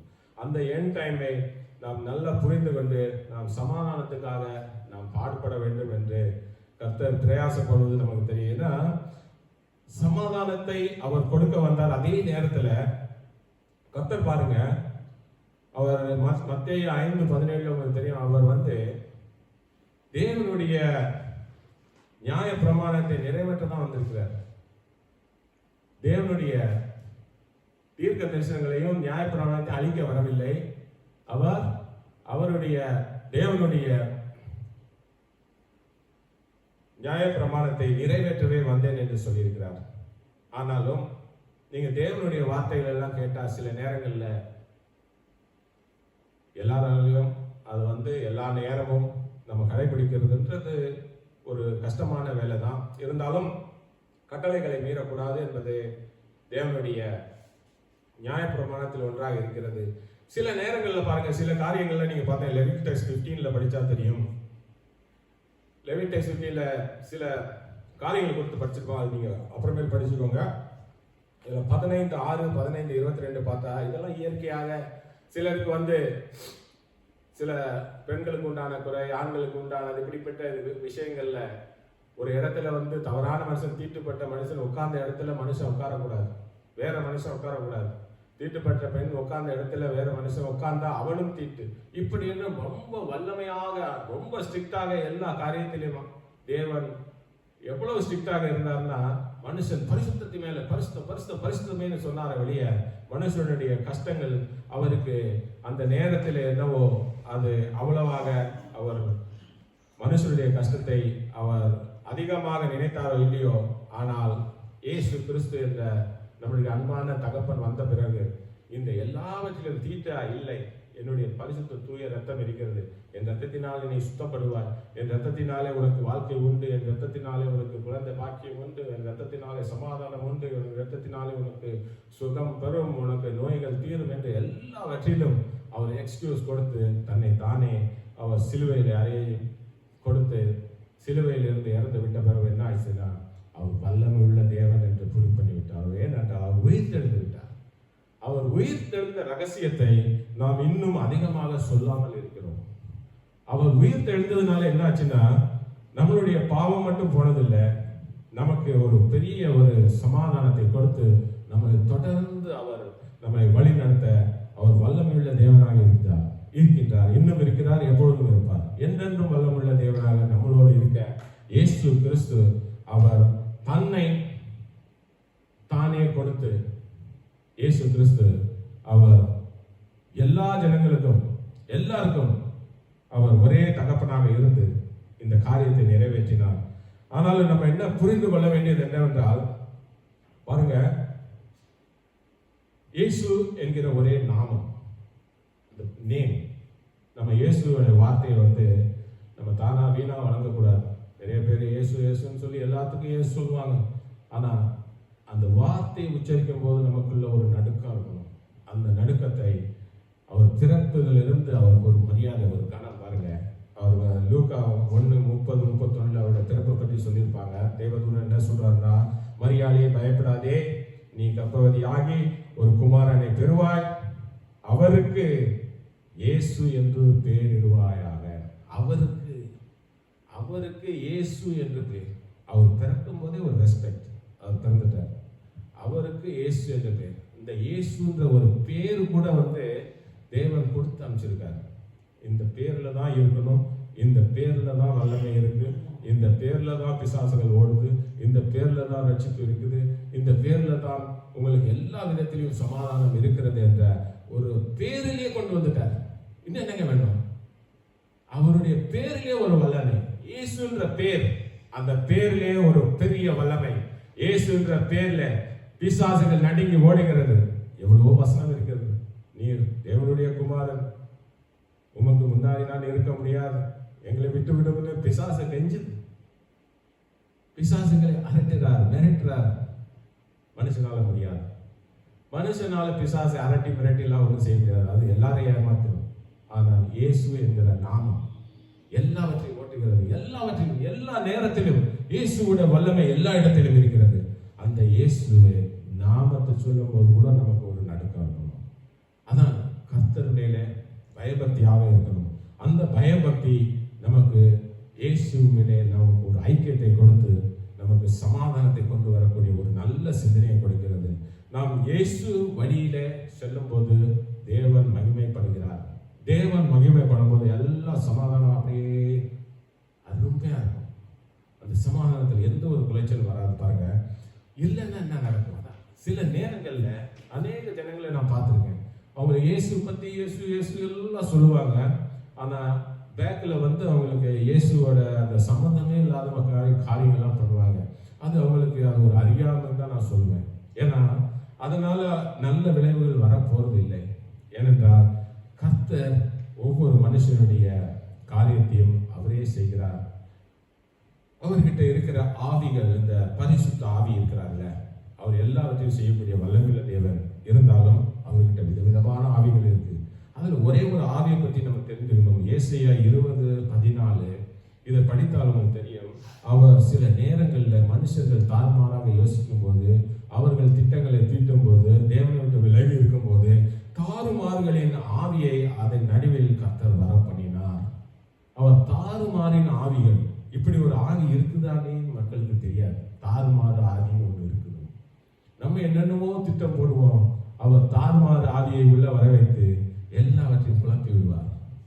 இப்படிப்பட்ட வல்லமுள்ள தேவன். ஏசாயா 20:14 உங்களுக்கு ஏசாயா 20:14 அப்புறம் படித்து பாருங்கள். முன்னாடி பின்னாடி எல்லாம் நல்ல அருமையான கதை. அது தாறுமாறின் ஆவிகளை கொடுத்து அவர் ஜனங்களை என்னெல்லாம் அவர் செய்கிறார் என்றால், ஜனங்கள் அவர்களுடைய காரியம் வாய்க்காமல் போகிறது. ஜனங்கள் என்ன நினைக்கிறார்களோ, இயேசுவை தவிர்த்து நினைக்கிறார்களோ, அவர்களுக்கு அது வாய்க்காமலேயே போகிறது. இப்படிப்பட்ட நல்ல தேவனை நமக்கு கர்த்தர் கொடுத்து நமக்கு காத்துக் கொள்கிறார். ஏன்னா நமக்கு எதிராக சில திட்டங்கள் நடக்கும். தாறுமாறாக அங்கே செய்து விடுவார். நமக்கு எதிராக திட்டங்கள் நடக்கும். சில நேரங்களில் நாம் நல்லா இருப்போம், நாம் கரெக்டாக இருப்போம், நம்ம கரெக்டாக தான் இருக்கிறோம். நம்ம கரெக்டாக இருக்கும்போது சில காரியங்கள் நம்ம பின்னு தொடர்ந்து நடக்கும். நமக்கு பின்னாடி பெரிய மோசமான சதி திட்டங்கள்லாம் நடக்கும். அந்த நேரத்தில் தான் நமக்கு, நாம் தேவனோடு அன்பாக இருக்கிற நமக்கு, பரிசுத்தமாக இருக்கிற நமக்கு கர்த்தர் உதவி செய்து அங்கே அந்த மாதிரி ஆவிகளை கொடுத்து, தாறுமாறுகளின் ஆவி அங்கே கிரியை செய்யும் போது அதை நீங்களே காண்பீர்கள். அங்கே எந்த ஒரு விதத்திலும் அவர்களுடைய காரியங்கள் வாய்க்காமல் போகும். அதனால தானே நாம் கர்த்தருக்குள்ளே, சத்தியமுள்ள தேவனாகி கர்த்தருக்குள்ளே நம்ம நீதியும் சமாதானமும் பரிசுத்த குலைச்சல் வராதபடிக்கு நாம் காத்துக்கொள்ள வேண்டும். இந்த ரகசியம் பெரிய ரகசியம். இது ரட்சிப்பின் ரகசியம். நாம் ரட்சிக்கப்பட்டோம், நாம் தேவனை அறிந்து கொண்டோம், தேவன் நம்மோடு இருக்கிறார், தேவன் நம்மோடு பேசுகிறார். நம்ம பைபிள் படிக்கிறோம், ஞானஸ்தானம் எடுத்திருக்கிறோம், தேவனுடைய வார்த்தையை ஒவ்வொரு நாளும் படிக்கிறோம், தேவனுடைய ரத்தத்தையும் தேவனுடைய சரீர அப்பத்தையும் நாம் புசிக்கிறோம் வாரம் வாரம். இருந்தாலும் இதை எல்லாம் செய்யும்போது நமக்குள்ள தேவன் மேலே உண்மையான அன்பும் அவருடைய காரியங்களில் ஒரு நடுக்கமும் இருக்கணும். நாம் ஏனோதானன்னு அதை செய்யக்கூடாது. பரிசுத்த குலைச்சல் ஆகும்படியான எந்த காரியத்தையும் நாம் செய்யாதபடிக்கு அதை விட்டு விலகி இருக்க வேண்டும். பரிசுத்த குலைச்சல் தேவனுக்கு பிடிக்காதது என்பதை நாம் மனசில் நினைத்து அதன்படி நம்ம இருக்கணும். ஏசாயா 56:6-7 படித்தால் தெரியும். கர்த்தரை சேவிக்கவும், கர்த்தருடைய நாமத்தை நேசிக்கவும், அவருக்கு ஊழியக்காரராய் இருக்கவும், அவரை சேர்ந்து ஓய்வு நாளை பரிசுத்த குலைச்சல் ஆக்காதபடி ஆசரித்து, என் உடன்படிக்கையை பற்றி கொண்டிருக்கிற அந்நிய புத்திரர் அனைவரையும் நான் என் பரிசுத்த பர்வதத்துக்கு கொண்டு வந்து என் ஜெப வீட்டிலே அவர்களை மகிழ பண்ணுவேன். அவர்களுடைய சர்வாங்க தகனங்களும் அவர்களுடைய பலிகளும் என் பலிபீடத்தின் மேல் அங்கீகரிக்கப்பட்டிருக்கும். என்னுடைய வீடு சகல ஜனங்களுக்கும் ஜெப வீடு என்னப்படும். பாருங்க, அவர் ஜெப வீட்டை உண்டாக்கிறார். ஜெப வீட்டிலிருந்து தான் சமாதானம் புறப்படும். ஜெப வீடு எங்கே இருக்கிறதோ அங்கே கர்த்தர் இருக்கிறார். அந்த இடத்திலிருந்து மனுஷர்கள் இயேசுவின் இடத்திலே அன்பாக இருக்கும் மனுஷர்கள் அவர்கள் மூலமாக சமாதானம் போகிறது. நாம் இன்றைக்கு இங்கே இருக்கிறோம், இந்த சபையில இருக்கிறோம், நாம் சமாதானத்துக்காக வந்திருக்கிறோம். சபைக்கு ஏங்க வராங்க மனுஷர்கள்? சமாதானம் வேணும். ஒன்று நமக்கு சமாதானம் வேணும், இல்லைன்னா வேற யாருக்காவது சமாதானம் வேணும். அதற்காக நம்ம சேர்ந்து ஜபிக்கிறோம். நம்ம எல்லாரும் சேர்ந்து ஜபிக்கும் போது அதை கர்த்தர் கேட்கிறார், அங்கே ஒரு காரியத்தை நிறைவேற்றுகிறார். ஏன்னா நம்ம ஜபம் செய்திருக்கோம். அந்த ஜபத்துக்கு உண்டான பலனை அவர் கொடுக்கின்றார். அவர் அப்படி கொடுக்கும் இந்த சமாதானத்தின் காரியங்களிலே பாருங்க, நீங்க அப்போஸ்தலர் நடவடிக்கை 20-28 படித்தால் தெரியும். அவர் எப்படிப்பட்ட தியாகத்தை நமக்கு செய்திருக்கிறார். அவர் சும்மா நமக்கு கொடுக்கிற மாதிரி கிடையாது. அவர் அதிகாரத்தோடு கொடுக்கிறார். ஏன்னா அவருக்கு அந்த அதிகாரம் கொடுக்கப்பட்டிருக்கிறது. அவர் நம்ம கிட்ட அவர் இலவசமா எதுவும் கேட்கல. அவருக்கு நாம் ஊழியம் செய்ய கடமைப்பட்டிருக்கிறோம். அப்போஸ்தலர் 20-28 படிங்க. ஆகையால் உங்களை குறித்தும் தேவன் தம்முடைய சுய ரத்தத்தினாலே சம்பாதித்துக் கொண்ட தமது சபையை மேற்பதற்கு பரிசுத்த ஆவி உங்களை கண்காணிகளாக வைத்த மந்தை முழுவதையும் குறித்தும் எச்சரிக்கையாயிருங்கள். நாம் எப்பொழுதும் இந்த காரியத்துல ரொம்ப எச்சரிக்கையா இருக்கணும். நமக்கு கூட இருக்கிறவர் பரிசுத்த ஆவியானவர். நாம் பரிசுத்த ஆவியானவர் கூட இருக்கும்போது ஒன்றும் அவரிடத்துல கேட்டு செய்யும் போது, அவர் நம்மோடு இருக்கும்போது அவர் மீதி காரியங்கள் எல்லாவற்றையும் அவரே செய்கிறார். பரிசுத்த ஆவியானவர் இதை செய்து முடிக்கிறார் என்பதை நாம் அறிந்து கொள்ள வேண்டும். பாருங்க, அதே மாதிரி ஏசாயா 53:12 நம் இயேசு கிறிஸ்துக்கு இது கொடுக்கப்பட்டுள்ளது. இந்த அதிகாரம் கொடுக்கப்பட்டுள்ளது. இந்த அதிகாரம் எப்படி கொடுக்கப்பட்டது? அவர் தம்முடைய ஆத்மாவை மரணத்தில் ஊற்றி அக்கிரமக்காரரில் ஒருவராக எண்ணப்பட்டு அநேகருடைய பாவத்தை தாமே சுமந்து அக்கிரமக்காரருக்காக வேண்டிக் கொண்டது நிமித்தம் அநேகரை அவருக்கு பங்காக கொடுப்பேன். பலவான்களை அவர் தமக்கு கொள்ளையாக பங்கிட்டுக் கொள்வார். அவர் எவ்வளவு பெரிய கிஃப்ட் வாங்கியிருக்காருன்னா, பலவான்கள் எல்லாரையும் அவர் எடுத்துக்கிறார் தன் பக்கம். இன்றைக்கு யாருமே பலவான்கள் கிடையாது. யாரை பலவான்களை உண்டாக்க வேண்டுமோ அவர் உண்டாக்குகிறார், இல்லை யாருக்கு எவரை தள்ள வேண்டுமோ தள்ளுகிறார். ஆனால் எல்லாரையும் அவர் பயன்படுத்துகிறார். யாருமே கர்த்தருக்கு மிகுந்த பலவான் கிடையாது. ஏன்னா பலவான்கள் எல்லாரும் இயேசு கரத்தில் ஒப்படைக்கப்பட்டிருக்கிறார்கள். இயேசு கரத்தில் தான் எல்லாரும் இருக்கிறார்கள். எனக்கு கொஞ்சம் ஒரு திறமை இருக்குது, அதை வச்சு நான் பொழைச்சிக்கிடுவேன். எனக்கு கொஞ்சம் அறிவு இருக்கு, அதை வச்சு புரிஞ்சுக்கிறேன். இன்னைக்கு அது டாக்டர் இன்ஜினியர்லாம் அப்படிதான் போயிட்டு இருக்காங்க. யாருக்கிட்டே போய் படிச்சு ஆளுகிட்ட போய் இயேசு சுவிசேஷம் சொல்லுங்க கேட்க மாட்டாங்க. அவங்களாம் கேட்க மாட்டாங்க. அவங்ககிட்ட போயிட்டு கர்த்தர் இயேசு உங்களை நேசிக்கிறார், வாங்க சபைக்கு வாங்க, இன்னும் விருத்தி அடைவீங்க, இன்னும் உங்களுக்கு சமாதானம் வரும், உங்கள் குறைகள் எல்லாம் அதெல்லாம் விசுவாசிக்கிறது இல்லை. தன்னுடைய நொடியோடு அலைகிறாங்க மக்கள். இயேசுவை தேடி, இயேசுடைய வார்த்தையை தேடி, இயேசுக்காக எல்லாம் செய்வோமே, இயேசு என்ன சொல்லியிருக்கிறார், இது சரித்திரமாயிட்டு என்று சரித்திரத்தை படிக்காமல் இந்த நியூஸ் என்ன வருகிறது, யூடியூப்ல என்ன ஓடுகிறது என்று அந்தந்த நேரத்தில் நியூஸ் பார்த்து கொண்டு இருக்கிறார்கள். இந்த மாதிரி வாழ்க்கை தான் இன்னைக்கு நடந்து கொண்டிருக்கிறது. ஆனால் இயேசு எப்படிப்பட்ட அதிகாரத்தை அவர் பிறந்த ரகசியம் தெரியும். ஆனால் பிறப்பிலேயே அவருக்கு பிறப்பதற்கு முன்னாடி ஏசாயாலே சொன்ன இந்த அருமையான இந்த அவர் கொள்ளையாக பங்கிட்டு கொண்ட இந்த பலவான்களை பங்கிட்டு கொண்ட இந்த ரகசியத்தை நாம் இப்பொழுது நாம் நினைத்து அதற்காக நாம் கர்த்தருக்கு ஸ்தோத்திரம் நன்றி செலுத்துவோம். கர்த்தர் இப்படிப்பட்ட பெரிய காரியங்கள் எல்லாம் செய்யும் நல்ல தேவனாக இருக்கிறார். நான் முன்னாடி சொன்னேன், தீவினை பாவிகளை பின்தொடர்கிறது என்று. தேவினை பாவிகளை பின்தொடர்கிறது என்பதற்கு நானும் சாட்சி. எங்களது குடும்பத்தில் நிறைய பாவங்கள் இருந்தது. பாவத்துக்கு உண்டான பாவத்தின் சம்பளம் 2 குழந்தைகள் எனக்கு இறந்தது. இப்படியாக பெரிய பெரிய கஷ்டங்களை என் மனைவிக்கு உண்டான தலையில் வந்த பிரைன் டியூமர், மகளுக்கு உண்டான ஓப்பன் ஹார்ட் சர்ஜரி 2 முறை, இப்படியெல்லாம் இதெல்லாம் வந்து இது தீவினையின் பின்தொடர்பு. இது சாதாரணமாக உங்களால் உணர முடியுதோ இல்லையோ தெரியாது. அந்தந்த சூழ்நிலையை கடந்து சென்றவர் நான். அதனால் சொல்லுகிறேன், இந்த காரியமெல்லாம் எப்படி நடக்கிறது என்றால், புறஜாதிகளுக்கு இது கண்டிப்பாக நடக்கும். இயேசுவை சேர்ந்த இயேசுவை அறிந்தவர்களுக்கும் நடக்கும். ஏனென்றால் நாம் தெளிவாக ஒரு காரியத்தை குறித்து தெளிவாக இல்லை என்றால் இது நடக்கவே நடக்கும். ஏனென்றால் பிசாசானவன் அவன் புத்திசாலி என்று சொல்ல முடியாது, தந்திரக்காரனாக இருக்கிறபடியால் அவன் எப்படியெல்லாம் வழக்காடுகிறான் என்றால் அவன் இயேசுவரையே வழக்காடுகிறவன். மத்தேயு 4:3-10 வரை படித்தால் தெரியும். இயேசுவிடத்திலே சோதனைக்காரன் எப்படியெல்லாம் அவனை சோதித்தான் என்று உங்களுக்கு தெரியும். அவன் ஒவ்வொரு நேரமும் இயேசுவை சோதிக்கும் போது, அதாவது சோதனைக்காரன் அவரிடத்தில் வந்து, நீ தேவனுடைய குமாரனே ஆனால் இந்த கல்லுகள் அப்பங்கள் ஆகும்படி சொல்லும் என்றார். கல்லுகளை வைத்து அவர் 40 நாள் உபவாசம் இருந்து தன்னை ஆயத்தப்படுத்திக் கொண்டிருக்கிறார். இயேசு மனுஷகுமாரனாக இருக்கும்போது அந்த நேரத்தில் அவருடைய உபவாசத்தை கலைக்க இவன் ஒரு திட்டம் போட்டு, இந்த அவர் பசியாக இருக்கிற 40 நாள் முடிஞ்சிடுச்சு. இப்போ அவருக்கு சாப்பிட சூழ்நிலை வந்திருக்கு. அவர் பசியாக இருக்கிறார். இப்போ 40 நாள் கழித்து இவன் அறிந்து கொண்டான் சோதனைக்காரன். இப்போ கல்லுகளை கொடுத்து இதை அப்பம் ஆக்கும் என்று அவர் கேட்கும் போது அவன் எப்படி கேட்கிறான்னு பாருங்க. தந்திரத்தை பாருங்க. பிசாசுக்கு ஒரு தந்திரம் இருக்குது. தந்திரத்தை நாம் படிக்கணும். பிசாசு வந்து சாதாரணமாக இல்லைங்க. ஒய்ஃப் வந்து எவாஞ்சலிஸ்ட், அவங்க வந்து விஷன்லாம் பார்ப்பாங்க. பிசாசு எப்படி வழக்காடுறான்னு என்று. பிசாசு எப்படி வழக்காடுன்னா, ஒரு காரியத்தை வச்சு நீ அது செய்தியே, இப்போ நான் இது செய்வேன் அப்படின்ற ஒரு வழக்காடுதலை செய்யும்போது இது வந்து இயேசுவிடத்தே நடந்திருக்குங்க. பாருங்க, இந்த வசனத்தில் நான் வசனத்தை பற்றி தான் பேசுகிறேன். இப்போ இந்த வசனத்தில் 4வது வசனத்தில் படித்தா தெரியும். மத்தேயு 4:4 அவர் பிரதியுத்தரமாக, மனுஷன் அப்பத்தினாலே மாத்திரமல்ல தேவனுடைய வாயிலிருந்து புறப்படுகிற ஒவ்வொரு வார்த்தையினாலும் பிழைப்பான் என்று எழுதியிருக்கிறதே. இதுல என்ன நீங்க பார்க்கணும், எழுதி இருக்கிறதே என்று எழுதியிருக்கிறதேன்றது வந்து ஆண்டவர் சொல்றார். இப்போ வழக்காடுறவன் என்ன செய்யறாங்கன்னா, அந்த பிசாசானவன் என்ன, அது 7வது வயதுல படிச்சு பார்த்தா தெரியும். அதற்கு இயேசு, உன் தேவனாகிய கர்த்தரை பரீட்சைப்பார். ஓகே, 6வது படிச்சு பாருங்க. 6வது வசனத்தை படிச்சு பார்த்தா தெரியும்.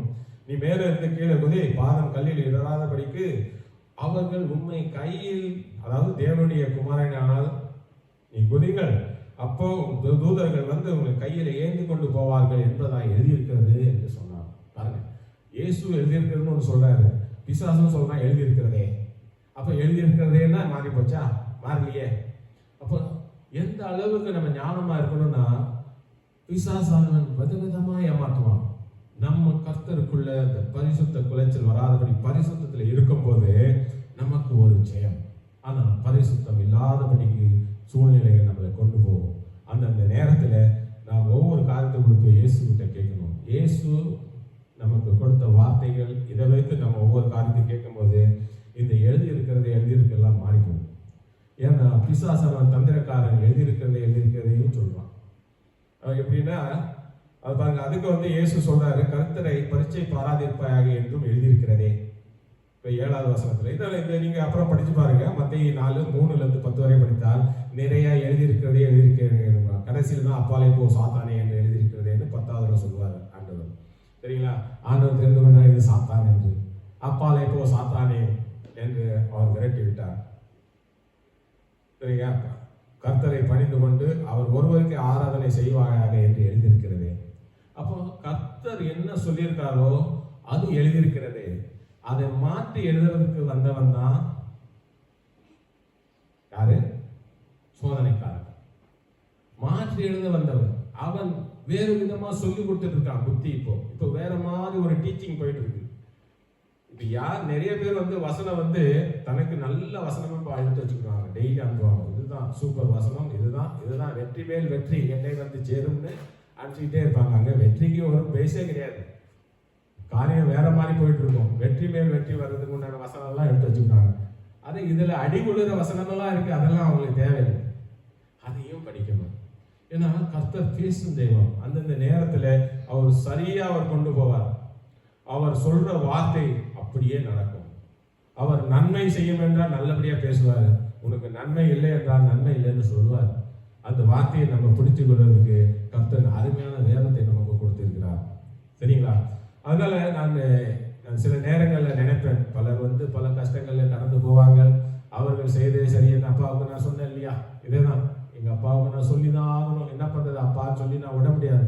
அப்பாவை காப்பாற்றணுமேன்னு நான் முயற்சி பண்ணேன். ஆனாலும் கர்த்தர் இரக்கம் காட்டுவார். அவர் பெரிய தப்பு ஒன்றும் பண்ணலைன்னு நான் பெரிய தப்பு பண்ணியிருக்கலாம். நான் அதை சொல்ல முடியாது. நான் விசுவாசிங்க தான். எனக்கு அந்த அதிகாரம் கிடையாது. ஆனாலும் அவர் ஒரு மனுஷனுடைய பலகீனத்தை அவர் கர்த்தர் அறிந்திருக்கிறார். அவருடைய பலகீனத்தில் என்ன செய்தாரோ அதுக்கு உண்டான ஒரு சிறு காலங்கள் அவருக்கு ஒரு இடைப்பட்ட காலத்துக்கு அவருக்கு ஒரு விதத்தில் கர்த்தர் தண்டித்தாலும் அவர் மேலே இரக்கம் காட்டுவார் என்று நான் ஜெபம் செய்துகிறேன். எங்களுக்காகவும் நீங்கள் ஜெபம் செய்து கொள்ளுங்கள். இந்த மாதிரி காரியங்கள் எல்லாம் வரும்போது யாராவது தவறு செய்தால் நாம் தவறுன்னு தான் சொல்லணும். தவறை சரின்னு சொல்றதுக்கு நமக்கு அதிகாரமே கிடையாது. அதனால தானே எசேக்கியேல் 3:17-18 என்ன சொல்லியிருக்கார் ஆண்டவர்? அதாவது சாகவே சாவாய் என்று நான் துன்மார்க்கனுக்கு சொல்லுகையில் நீ துன்மார்க்கனை தன் துன்மார்க்கனான வழியிலே இராதபடிக்கு எச்சரிக்கும்படியாகவும் அவனை உயிரோடே காக்கும்படியாகவும் அதை அவனுக்கு சொல்லாமலும் நீ அவனை எச்சரியாமல் இருந்தால் அந்த துன்மார்க்கன் தன் துன்மார்க்கத்தினாலே சாவான், அவன் இரத்தப்பழியோ உன் கையிலே கேட்பேன் என்று சொல்லியிருக்கார். பாருங்க, யாரோ செய்யறாங்க, நம்ம தெரிஞ்சு கண்டு காணாம போகக்கூடாது. அதனாலதான் சில நேரங்களில் எனக்கு சில நேரங்களில் உரசல் வரும். தப்புன்னா தப்புன்னு சொல்லிடுவோம் இல்லையா, தப்புன்னு. அதனால எங்களை வேற மாதிரி தான் பார்ப்பாங்க. இருந்தாலும் அது கொஞ்ச நேரம் தான். நீங்க நல்லது சொல்லும் போது அது அந்த நேரத்துல கிரியை செய்யணும். எழுதியிருக்கிறதே வேலை செய்யுது. அந்த பக்கம் எழுதியிருக்கிறதே வேலை செய்யும் போது இந்த பக்கம் வேற மாதிரி போகும். அதனால எல்லாம் எழுதியிருக்கிறதே தேவனுடைய சமாதானம் இருக்கிறதா, இயேசு கிறிஸ்துவுடைய கிருபை இருக்கிறதா என்பதை நாம் பார்த்து அதன்படி செயல்பட வேண்டும். இந்த காரியத்துக்கு தான் நம்ம இயேசுவானவர் என்ன சொல்லியிருக்காருன்னா 1 தீமோத்தேயு 2:14-15 படித்து பார்த்த சில நேரங்களில் சில ஆளுங்கள் வஞ்சிக்கப்பட்டு போவார்கள். சில நேரங்கள் அவர்களுக்கே தெரியாது, நல்ல மனிதர்கள் தான். சில நேரங்களில் அவர்கள் வஞ்சிக்கப்பட்டு போகும்போது பாருங்க, ஆதாமே வஞ்சிக்கப்பட்டிருக்கான். தெரியுமே எல்லாருக்கும். ஆதாம் இந்த பழத்தை சாப்பிடக்கூடாதுன்னு போது ஆதாமுக்கு சொன்னார், 2 பேருக்கும் சொன்னார். ஆனால் பிசாசு யாரை வஞ்சித்தான்? ஸ்திரீயானவளை வஞ்சித்தான். ஸ்திரீயானவள் வஞ்சிக்கப்பட்டு மீறுதலுக்கு உட்பட்டால். ஆனாலும் பாருங்க, நம்ம கர்த்தர் எப்படி கிரியை செய்யறாருன்னா, சரி வஞ்சிக்கப்பட்டியா, தெளிந்த புத்தியோடும் விசுவாசத்தினாலும், அதுக்கு அடுத்த வசனம் 2:14-15 படித்தால் தெரியும். அப்படி இருந்தும் தெளிந்த புத்தியோடும் விசுவாசத்திலும் அன்பிலும் பரிசுத்தத்திலும் நிலை கொண்டிருந்தால் பிள்ளை பேற்றினாலே இறக்கப்படுவார். ஒரு கேப் விட்டார். ஓகே, பாவம் செய்தியா, அடுத்தது பிள்ளை பெற்றியா, வலி வேதனை. இப்படி தாங்க உலகத்துல வலியும் வேதனையும் நடந்து போயிட்டு இருக்கு. சமாதானம் எப்படி வரும் சொல்லுங்க? சமாதானம் வர்றது அவ்வளவு ஈஸி கிடையாது. நம்ம கர்த்தருக்குள்ள ஆழமா இருக்கும்போது இது வரும். கர்த்தருக்குள்ள ஆழமா இருக்கும்போது எனக்கு என்கிட்ட வீடியோ கூட இருக்குது, ரெக்கார்டு. நான் கனவுல கூட கொஞ்சம் தெளிவா இருப்பேன். எனக்கு கனவு வந்தா கூட சில நேரங்களில் கண்ணா பின்னான்னு கனவு வரும். நான் யாருக்கிட்டே இதை யோசிக்கிறதுக்கு முன்னாடி பைபிளை பார்ப்பேன். கனவுகளை எப்படி நம்ம சரி பார்க்கறது, இதெல்லாம் பெரிய விஷயம். ஆனால் ஒரு நேரத்தில் ஒரு கனவை பற்றி நான் சொல்ல விரும்புகிறேங்க. அதாவது இது எனக்கு எனக்கு ஒரு தைரியத்தை கொடுக்குறது என்னன்னா, ஒரு நாள் ஒரு பஸ்ஸில் போயிட்டு, கனவு தான் இது, ஒரு பஸ்ஸில் போயிட்டு இருக்கேன். கொடுமையான ஆளுங்கள்லாம் அந்த பஸ்ஸில் இருக்கிறாங்க. நீங்கள் கொடுமைன்னா எதுனாலும் வச்சுக்கோங்களேன். உங்களுக்கு என்னெல்லாம் புத்தியில் வருதோ அதெல்லாம் வச்சுக்கோங்க. அதெல்லாம் இருக்குது அந்த பஸ்ஸில். இப்போ நான் அந்த பஸ்ஸில் ஏறிட்டேன். அந்த பஸ்ஸில் ஏறிட்டு கொஞ்சம் தூரம் போனேன். கொஞ்ச நேரத்தில் கொடுமை ஆரம்பிக்குது. கொஞ்ச நேரத்தில் ஐயோ இது என்ன, நான் வேற பஸ்ஸில் வந்துட்டேனே, நான் ஒரு பரிசுத்தவான் மாதிரி போகிறேன். எனக்கு தெரியுது இது நல்லது இல்லை, நான் இயேசுவை கேட்கணுமே, இது இந்த காரியம் சரியில்லையா. அப்போ நான் இயேசுன்னு சொன்ன உடனே என்னை உதச்சி வெளியே தள்ளிட்டாங்க. அந்த பஸ் விட்டு கிக் பண்ணி வெளியே தள்ளிட்டாங்க. அப்போதான் எனக்கு முழிப்பு திருப்பி வந்துச்சு. அப்புறம் திருப்பி கனவு வந்துச்சு. திருப்பி கனவு வந்த உடனே அது வெளியே தள்ளிட்டாங்க பாருங்க. அந்த பஸ் அப்படியே போகுது ஒரு இடத்துல. நான் அடுத்த பஸ்ஸில் போகிறேன். அந்த பஸ்ஸில் முன்னாடி பஸ்ஸில் போனவங்க எல்லாம் அந்த ஏதோ கேபிளை தொட்டு கரண்ட் ஷாக் அடிச்சு செத்துட்டாங்க. ஐயோ நான் அந்த பஸ்ல போலியா, என்ன கிக் பண்ணி வெளியே வச்சது நல்லதா போச்சு போச்சு. இது கனவு மேட்ச் ஆகுது பாருங்க. கனவு கூட நமக்கு வந்து ஆண்டவர் வேத வசனம் மாதிரி கொண்டு போறாரு. அது எனக்கு பெரிய ஆச்சரியமா இருந்தது. ஏன்னா நான் அந்த நேரத்தில், அந்த சிக்கலான நேரத்தில் நான் இயேசுவை விசாரிக்கலன்னா நான் விழுந்திருப்பேன். இல்லை நானும் கரண்டை தான் தொட்டு இருப்பேன். அவங்க போனவங்களாம் ஒரு ஜாலியான கூட்டம் போய் நியூஸ் வருது. நான் அடுத்த பஸ்ல போகும்போது நியூஸ் வருது, அவங்க எல்லாம் இறந்துட்டாங்க. அந்த முதல்ல பஸ்ல வந்தாங்கல்ல, அவங்களெல்லாம் கரண்ட் ஷாக் அடிச்சு இறந்துட்டாங்க. இது என்ன கனவுல கூட ஆண்டவர் நமக்கு வந்து பைபிள் மாதிரி பிரசங்கம் தான் நடக்குது. இந்த அளவுக்கு நம்ம ஆழமா இருக்கு. நம்ம ஒவ்வொரு காரியத்தை செய்யும் போது நம்ம இயேசுவை கேட்கணும். இயேசுவே இது சரிதானா, எனக்கு விடை கொடும் என்று கேட்கும்போது கர்த்தர் நமக்கு வெளிப்படுத்துவார். அதுக்கு தான் இந்த வேத வசனம் இருக்குது, வேத புத்தகம் இருக்கு. இது சாதாரண புத்தகம். நான் முன்னாடி சொன்ன மாதிரி இந்த புத்தகம் சாதாரண புத்தகம் இல்லை. இது வழிகாட்டி, நம்ம வாழ்க்கைக்கு வழிகாட்டி. இந்த புத்தகம் வழிகாட்டியின் புத்தகத்தை நம்ம படிக்கும்போது நமக்கு என் டைமே கிடையாது. நோ என் டைம். அவ்வளவு பெரிய கிருபையை நமக்கு ஆண்டவர் கொடுத்திருக்கிறார் பாருங்க. இப்படிப்பட்ட நல்ல தேவனுக்கு நம்ம சோதரம். அல்லேலூயா, அல்லேலூயா, அல்லேலூயா. இப்ப பாருங்க, அநேகர் பாவம் செய்கிறார்கள், கர்த்தருக்குள்ள இருக்கிறார்கள், பாவம் செய்கிறார்கள். பாவம் செய்யும் போது அங்க ஒரு உரசல் வருகிறது, குழப்பம் வருகிறது. எல்லாத்தையும் கர்த்தரை செய்கிறார். நம்ம எல்லாமே கர்த்தர் மேல தான் போகணும். நன்மை இருந்தாலும் கர்த்தர், ஏன்னா நம்ம கர்த்தர் நம்பி வந்திருக்கோம். நல்லது நடந்தாலும் கர்த்தர், நமக்கு சுற்றி தீமை நடந்தாலும் கர்த்தர், எல்லாத்துக்கும் கர்த்தர். அதுதான் உண்மை, அதாங்க உண்மை. இந்த உண்மை வந்து நமக்கு தெளிவா இருக்கும். இதில் நமக்கு என்ன நடக்குதோ கர்த்தர் செய்கிறார். நம்ம நல்லது செய்யறா, நன்மை செய்கிறார். அவர் ரொம்ப நம்மளை தீமை செய்து நம்மளை சோதித்துக்கிட்டே இருக்க மாட்டார். ஏன்னா அவர் ராஜா. அவர் எல்லா பலவான்கள் எல்லாம் வாங்கிட்டார் விலைக்கு. நம்மளை வாங்க எவ்வளோ நேரம் ஆகும்? நம்மளை வாங்க ஒரு நிமிஷம் கூட ஆகாது. நம்மளெல்லாம் டக்குன்னு வாங்கிடுறாரு, டக்குன்னு. அதனால் அவர் எல்லாரையும் வாங்கி வச்சிருக்காரு. எங்கெங்களை நம்ம கொண்டு போகணும் எல்லாத்தையும் நம்மளை கொண்டு போறாரு. அதனால் கர்த்தரையே எல்லாம் செய்கிறார். அவருடைய வார்த்தையை விட்டு பிசகும் போது தான் ஒரு விதமான சோதனைகளை நம்ம வரும்போது அந்த நேரத்தில் நம்ம ரொம்ப எச்சரிக்கையாக இருக்கணும். அந்த காரியங்களில் நம்ம ரொம்பவே உஷாராக இருக்கணும். அது 1 நாளாகமம் 28:3 எல்லாருக்கும் தெரியும். தாவீது எப்படிப்பட்ட ராஜா. தாவீது பெரிய ராஜா, அருமையான ராஜா. அவர் தேவன் மேல பக்தி வைராக்கியம் உள்ள ராஜா. அவர் எல்லாத்தையும் செய்து முடித்தார். அவருக்கு ஒரு கோயில் கட்ட ரொம்ப நேரம் ஆகாது. தாவீதுக்கு கர்த்தருடைய ஆலயத்தை கிட்ட ஒரு 1 hour ஆகாது, அப்படி வச்சுக்கோங்களேன். கர்த்தருடைய ஆலயத்தை கட்டக்கூடிய பலவான். ஆனாலும் கர்த்தர் அவரை ஆலயம் கட்ட சொல்லல. கர்த்தர் தாசன், என் தாசன் சொன்ன இந்த வேதத்துல சொல்லியிருக்கிறது, அட்ரஸ் பண்ணி சொல்லியிருக்கிறது தாவீது மாத்திரம்தான். தாவீது மாத்திரம்தான் ஒரு என் தாசன். எல்லாரையும் சொல்லியிருக்காரு, நிறைய பேர் சொல்லியிருக்காரு. அப்புறம் அவங்க சொல்லியிருக்காரு, அவர் சிநேகிதன் சொல்லியிருக்காரு, மற்ற நிறைய பேரை மோசே சொல்லியிருக்காரு, யாக்கோபு சொல்லியிருக்காரு. ஆனா என் தாசன் ரெஸ்பெக்டா சொன்ன ஒரு ஆள்னு பார்த்தா தாவீது. தாவீதோட பின்னணி பார்த்தா தாவீதோட அப்பா யாருன்னு தெரியாது, அம்மா யாருன்னு, இந்த மாதிரி ஒரு சூழ்நிலை எல்லாம் இருக்கு. அது மட்டும் ஆராய்ச்சி பண்ண போறது இல்லை. ஆனாலும் கர்த்தர் தாவீதை தெரிந்து கொண்டு, தாவீதுக்கும் கர்த்தருக்கும் உண்டான உறவு எப்படி இருந்ததுன்னா அது ஒரு அமோகமானது. அதை பத்தி எப்படி டிஸ்கிரைப் பண்ணணும்னு தெரியல. அதுக்கு ஒரு தனி சப்ஜெக்ட், ஒரு பிரசங்கமே வைக்கணும் தாவீதை பத்தி வைக்கணும்னா. அப்படிப்பட்ட தாவீதை என் தாசன், அவர்கிட்ட போய் கேளுங்க, கர்த்தர் பேசுறாரு. சில வசனங்கள் இருக்கு பாருங்க, அதுல ரெஸ்பெக்ட்ஃபுல்லா பேசுவாங்க தாவீதை பத்தி. ஆண்டவர் சொன்னார், ஆனாலும் நீ யுத்த மனுஷனா இருந்து ரத்தத்தை சிந்தினாய், அதனாலே நீ ஆலயத்தை கட்ட வேண்டாம்னு சொல்லிட்டார். யாருக்கு? தாவீது. ஏன்னா கர்த்தர் அவருடைய ரூல் வச்சிருக்காரு. அந்த ரூல்ல கரெக்டா இருக்கிறார். ஏன்னா அவரு மிஸ் பண்ண கூடாது. அவர் மிஸ் பண்ணா யாரும் காப்பாற்றுவாங்க? கர்த்தரே வந்து ராங் பண்ணா நாளைக்கு யாருமே காப்பாற்ற முடியாத. அப்படிப்பட்ட ஒரு இதுல ஆனா அவர் இந்த திட்டத்தையும் வைத்திருந்தார். கர்த்தரை, நீ யுத்த மனுஷனாயிருந்த ரத்தத்தை சிந்தினா, அதனாலே நீ ஆலயத்தை கட்ட வேண்டாம். உன் குமாரனாகிய சாலமோனே என் ஆலயத்தையும் என் பிரகாரங்களையும் கட்ட கடவன் என்று ஆணையிட்டார். யாரோ கட்ட போறாங்க. குமாரன் கட்டுறதுன்னா அப்பா கட்டுறதுன்னா. ஆனாலும் அப்பா நீ கட்டக்கூடாதே அப்படின்னு தெளிவா சொன்ன ஒரு வசனமும் இருக்கு. இதெல்லாம் நம்ம வாழ்க்கையில் நம்ம வந்து இதை வந்து ரிலேட் பண்ணும்போது அங்க பரிசுத்தம் பெருகும்.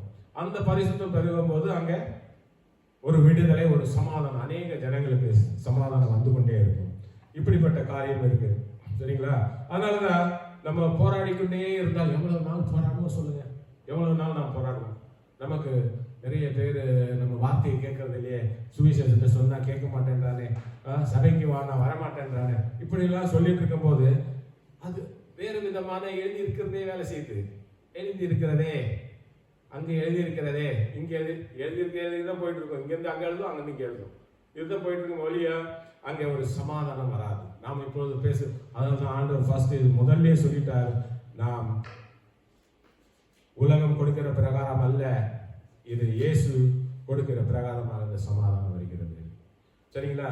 அதனால 2 தீமோத்தி 3:1-4 வரை படித்தால் தெரியும் எப்படிப்பட்ட காரியங்கள்லாம் இன்றைக்கு பல இடங்கள்ல நடந்திருக்கு. உலக பிரகாரமா நடக்குது. பணப்பிரிய, வீம்புக்காரர், அகந்தை உள்ளவர்கள், தூசிக்கிறவர்கள், தாய் தகப்பனை மதிக்காதவர்கள், நன்றியரா அறிவில்லாதவர்கள், பரிசுத்தம் இல்லாதவர்கள், சுபாவ அன்பில்லாதவர்கள், இணங்காதவர்கள், அவதூறு செய்கிறவர்கள், இச்சை அடக்கமில்லாதவர்கள், கொடுமை உள்ளவர்கள், நல்லோரை பயக்கிறவர்கள், துரோகிகளாயும் துணிகரம் உள்ளவர்களாயும் இருமாப்புள்ளவர்களாயும் தேவ பிரியராய் இராமல் சுக போக பிரியராயும் தேவபக்தியின் வேஷத்தை தரித்து அதன் பலனை மறுதலிக்கிறாய் இருப்பார்கள். இப்படிப்பட்டவர்களை விட்டு விலகு அப்படின்னு வசனமே இருக்கு. இப்படிப்பட்டவர்களை விட்டு எத்தனை பேர் நம்ம விலக முடியும் சொல்லுங்க? இப்படிப்பட்டவங்க நிறைய இருக்காங்க நம்ம சுத்தி.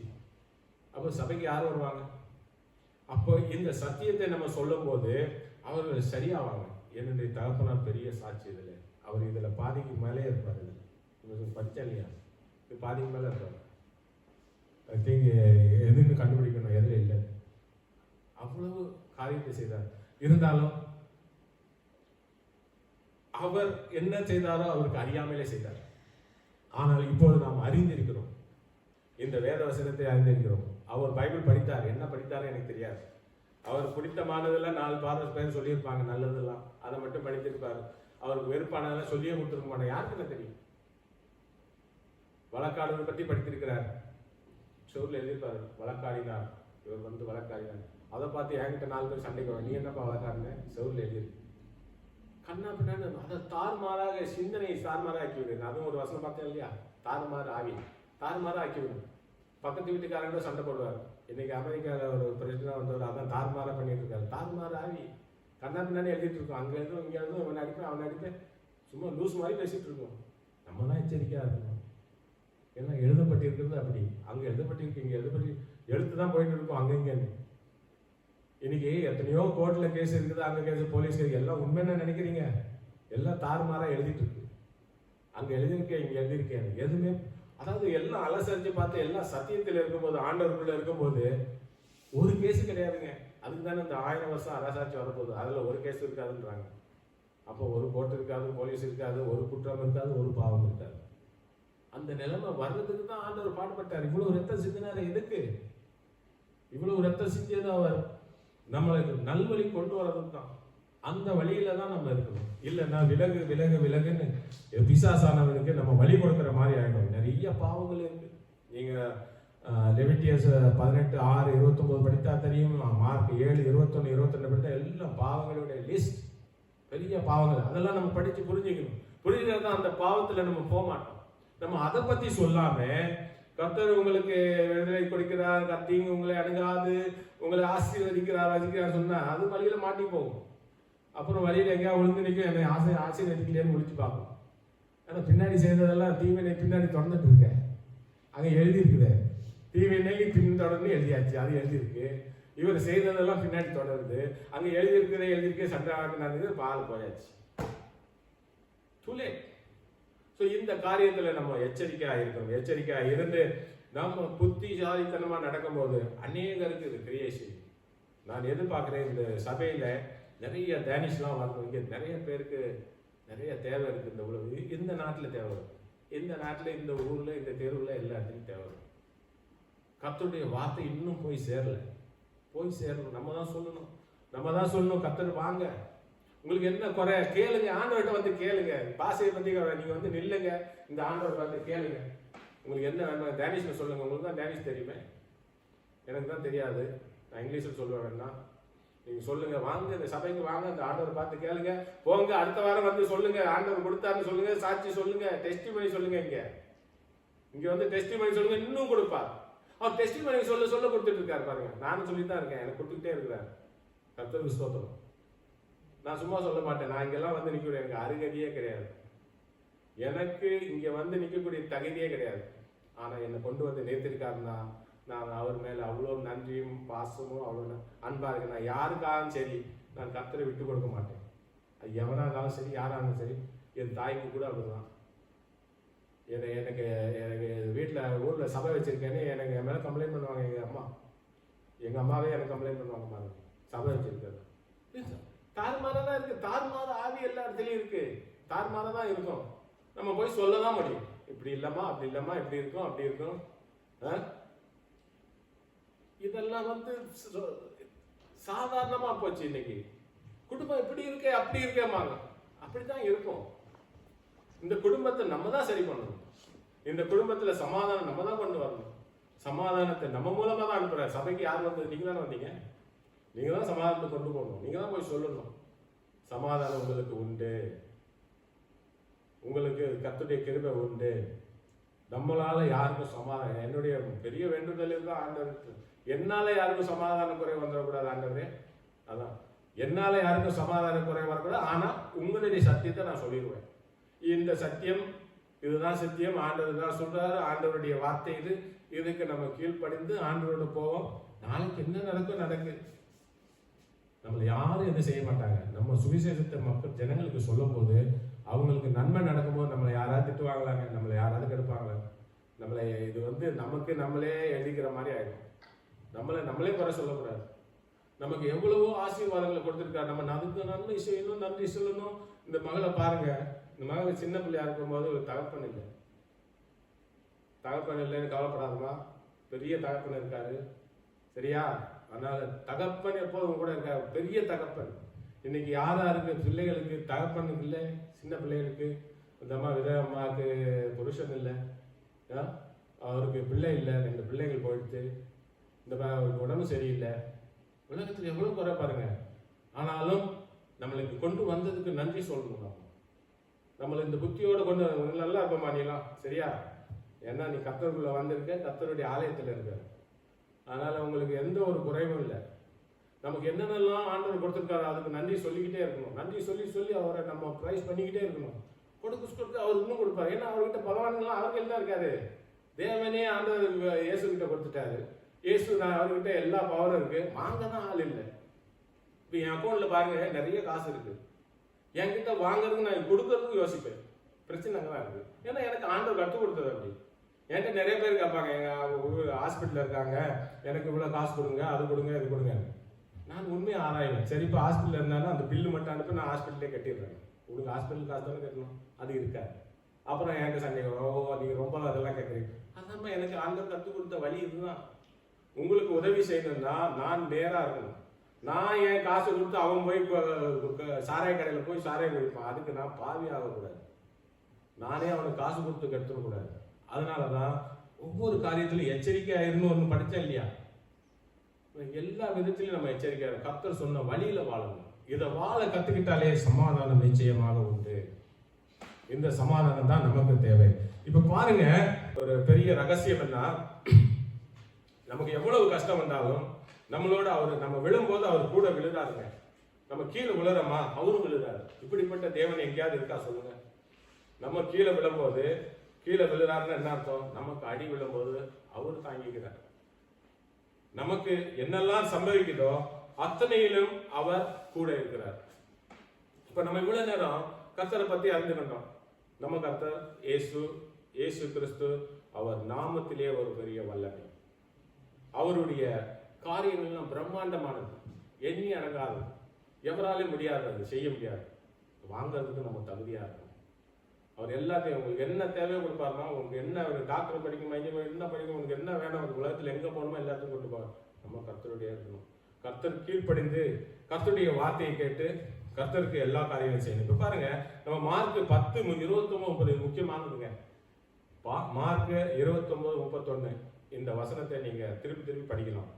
அதற்கு இயேசு பிரதியுத்தரமாக, என் நிமித்தமாகவும் சுவிசேஷத்தை நிமித்தமாகவும் வீட்டையாவது சகோதரரையாவது சகோதரிகளையாவது தகப்பனையாவது தாயையாவது மனைவியாவது பிள்ளைகளாவது நிலங்களையாவது விட்டவன் எவனும் இப்பொழுது இம்மையிலே துன்பங்களோட கூட நூறத்தனையாக வீடுகளையும் சகோதரரையும் சகோதரிகளையும் தாய்களையும் பிள்ளைகளையும் நிலங்களையும் மறுமையிலே நித்திய ஜீவனையும் அடைவான் என்று மெய்யாகவே உங்களுக்கு சொல்கிறேன். இந்த வார்த்தையை சொன்னது இயேசு கிறிஸ்து. இயேசு அவர் கிறிஸ்துவானார். இயேசு தானே சொன்ன வார்த்தை. அவர் நிமித்தமாக நம்ம கொஞ்சம் பாடுபடணும். அவர் நிமித்தமாக நம்ம பேச்சை கேட்க மாட்டாங்க. ஆனா புரிய வைக்கிறது நம்ம டேலண்ட். நம்ம கொஞ்சம் டேலண்ட்டும் வேணுங்க, புரிய வைக்கணும். டக்குன்னு கோவம் வந்துச்சுன்னா நம்ம டேலண்ட்டை விட்டுருவோம். நமக்கு சமாதானம் இல்லைன்னு அர்த்தம். ஒவ்வொரு காலத்திலும் சிலர் கோவம் வரும், டக் டக்குன்னு. அங்கதான் நம்ம ஃபெயில் ஆகிடும். நமக்கு சமாதானம் இல்லைன்னு அர்த்தம். நம்ம சமாதானம் இருந்தால் தான் நான் சமாதானம் இருக்கேன்னு சொல்லணும். நான் சமாதானம் இல்லைன்னா இல்லைன்னு சொல்லணும். அங்கதான் நம்ம சக்சஸ் இருக்கு. நம்ம சமாதானமா இருக்கிறோம், ஆனால் அந்த சமாதானத்தை வராதபடிக்கு நிறைய போராட்டங்கள் இருக்கு. பாருங்க, இந்த வசனத்துல என் நிமித்தமாகவும் சுவிசேஷ நிமித்தமாகும், அவர் நிமித்தமாகும். என் நிமித்தம் யாரு? இயேசு நிமித்தமாகவும் சுவிசேஷம். இந்த வார்த்தை வேத வசனத்து விதமாகவும் நிறைய பேர் உங்ககிட்ட சண்டை போடுவாங்க. அதான் மேட்ரு. ஆனா அவர் என்ன சொல்றாரு? இதுக்காக நீ வீட்டையாவது எல்லாரையும் விட்டு வரணும். இது புறஜாதியர்கிட்ட சொன்னா, என்னப்பா வீட்டெல்லாம் விட்டு வர சொல்ல, என் புருஷனை விட்டு வந்து சொல்லு, சகோதரி விட்டு எல்லாத்தையும் விட்டுட்டு உங்ககிட்ட வந்து என்னது, அவ எங்க ஆளை தூக்கி போறியா, கடத்திட்டு போறியான்னு கேட்பாங்க. ஆனா இந்த வசனம் சொல்லும் போது இவர் ஆதியில சொன்னார் பாருங்க, அது எல்லாருக்கும் சொல்லியிருக்காரு. எங்க அப்பாவுக்கு தான் சொல்லியிருக்காரு, எங்க அம்மாவுக்கு தான் சொல்ல, எங்க தாத்தாவுக்கு தான் சொல்லியிருக்காரு. இன்னைக்கு சொல்லுது. இது சொன்னது 2000 வருஷத்துக்கு முன்னாடி. அப்போ அவர் எல்லாருக்கும் சொல்லியிருக்காருன்னு தானே அர்த்தம். அவர் எல்லாருக்கும் சொல்லி வந்தவங்களை கூட்டிக்கிட்டாரு, வராதவங்களை போகத்தானே விட்டாரு. ஆனால் வராதவங்களை வர கூப்பிடுறாரு. தேவன் எல்லாரையும் நேசிக்கிறார். எல்லாரையும் நேசித்து வாங்க தான் சொல்றாரு வழியா. அதாவது எல்லாருக்கும் சகோதரர் உண்டு, எல்லாருக்கும் சகோதரி உண்டு, எல்லாருக்கும் உண்டு. இது அடிப்படை கேள்வி. இதை நம்ம இதுல ஆராய்ச்சி பண்ணா நம்ம ரொம்ப லோவா இருக்கன்னு அர்த்தம். நம்ம கிறிஸ்தவர்களுக்கு உண்டானது கிடையாது. இது நம்ம தெளிவா இருக்கும் இதுல நினைக்கிறேன் நானு. ஆனா கிறிஸ்துக்குள்ள வரம்பு முன்னாடி நிறைய பேர் பாடுபடுவாங்க. இதுல அது நம்ம விளக்கமா சொல்லணும். நீங்க யாருக்காவது சுவிசேஷம் சொல்ல போறீங்கன்னா, அவர் நிமித்தமாக பாடுகள் உண்டு, ஆனால் இந்த பாடுகளை அனுபவிக்கும் போது அவர் 100 அத்தனையாக கொடுக்கன்னு அடுத்த வருஷம் சொல்லியிருப்பாங்க. 100 அத்தனையாக கொடுக்க போகிறார், மறுமையில நித்திய ஜீவனையும் கொடுக்க போகிறார். என்னங்க, எந்த பேங்க்ல இந்த அக்கௌண்ட்லாம் உண்டுங்க? இது நம்ம இந்த காசு போட்டா 1 போட்டா 2 ஆகும் பாருங்க, மல்டிப்ளை. 5 வருஷத்துல எங்க ஊர்ல எல்லாம் டபுள் ஆயிடும் மணி. 1 மில்லியன் போட்டா ஆஃப்டர் 5 இயர்ஸ் 2 மில்லியன் வந்துடும். ஆட்டோமேட்டிக்கா நீங்க வேலையும் செய்ய வேண்டாம், ஃபிக்ஸ் பண்ணிட்டா போதும். After 5 years 2 million take money. இது எங்கெங்க உண்டு இந்த மாதிரி ஒரு கிஃப்ட்? 100 அத்தனையா? 100 டைம் வருமா? அவர் நிமித்தமா விட்டு வந்தா 100 பேர் வராங்க. ஒரு தாயை விட்டா 100 தாய், ஒரு சகோதரியை விட்டா 100 சகோதரி, ஒரு சகோதரனை விட்டா 100 சகோதரி. ஏன்னா வரமாட்டோம். வராத சகோதரன் தான் விட்டு வராங்க, வந்த சகோதரனை விட சொல்லியே. கூட வர்றவங்களுக்கு ஓகே, வராதவங்களை விட்டு வந்தா 100 அத்தனையா கொடுக்குறாங்க. அது மட்டும் இல்ல, போனஸ் என்னது? மறுமையில நித்திய ஜீவன். இந்த நித்திய ஜீவன் தாங்க 1000 வருஷத்துக்கு மேல வருஷம் நித்திய ஜீவனை வாழ்ந்துட்டே இருப்பீங்க. அப்படியே வாழ்ந்து டயர்டாயிட போறீங்க, அந்த அளவுக்கு வாழ்ந்துருவீங்க நித்திய ஜீவன் வாழ்க்கை. இவ்வளவு கொடுக்கிற தேவன் அடுத்து என்ன சொல்லியிருக்காரு பாருங்க, 31 ஆகிலும் முந்தினோர் அநேகர் பிந்தினராயும் பிந்தினோர் அநேகர் முந்தினராயும் இருப்பார்கள். இதுதாங்க முக்கியமான வசனம் சபைக்கு. முந்தினோர் அநேகர் பிந்தினராக போயிடுவாங்க, பிந்தினோர் அநேகர் முந்தினராக போயிடுவாங்க. இது புரியுதா யாருக்காவது? இதை நான் அநேக தரம் யோசித்திருக்கேன். முந்தினர் பிந்தினோர் ஆகிறார்களே, பிந்தினோர் முந்தினோர் ஆகிறார், அப்ப இவங்க எங்க போவாங்க? இது ரொம்ப ஆராய்ச்சி பண்ண வேண்டிய வசனம் அது. ஆனால் நம்ம இப்ப முன்னாடி படிச்ச பாருங்க, தீவினை பாவியில பின்தொடரும், நீங்க பாஞ்சீங்க அது செய்யுங்க, உங்களை கர்த்தர் வழிக்கு கொண்டு வரதான் போறார். கர்த்தர் விட மாட்டார், ஏன்னா கர்த்தர் நம்பி வந்தாச்சு, அவர் விட மாட்டார். ஆனாலும் முந்தினோர் பிந்தினராகவும் பிந்தினோர் முந்தினராகவும் ஆவார்கள். இதுக்கு முன்னாடி படிச்ச வசனம் எல்லாம் இதுக்குள்ள அடங்கியிருக்குங்க. இப்ப என்னன்னா, முந்தினோர் நம்ம யாரெல்லாம் கேட்டு முன்னாடி வந்தாங்களோ ஒரு காலத்துல அதே ரிலாக்ஸ் ஆவாங்க. அந்த ஸ்பீடு இருக்காது. அந்த ஸ்பீடு இருக்காத போது அவர் அனுப்பிச்சு விட்டுருவாரு, நீங்க வேற ஸ்பீட்ல வாங்க, அடுத்து வாங்க, அடுத்து. இது ஒரு செலெக்ஷன் மாதிரி நடந்துட்டு இருக்குது. இப்போ கம்பெனியில ஒரு 70 இயர்ஸ் ஆனால் ரிட்டையர்மெண்ட் பண்ணாங்க. ஐ டோன்ட் நோ டேனிஷ்ல அப்படின்னு. எங்க இந்தியாவிலலாம் 60 வயசுல ரிட்டையர்மெண்ட். 60 வயசு ஆயிடுச்சுன்னா ஓகே போங்க, அடுத்த ஆள் வாங்க. அப்படி முந்தினோர் பிந்தினோர் ஆயிடுவாங்க.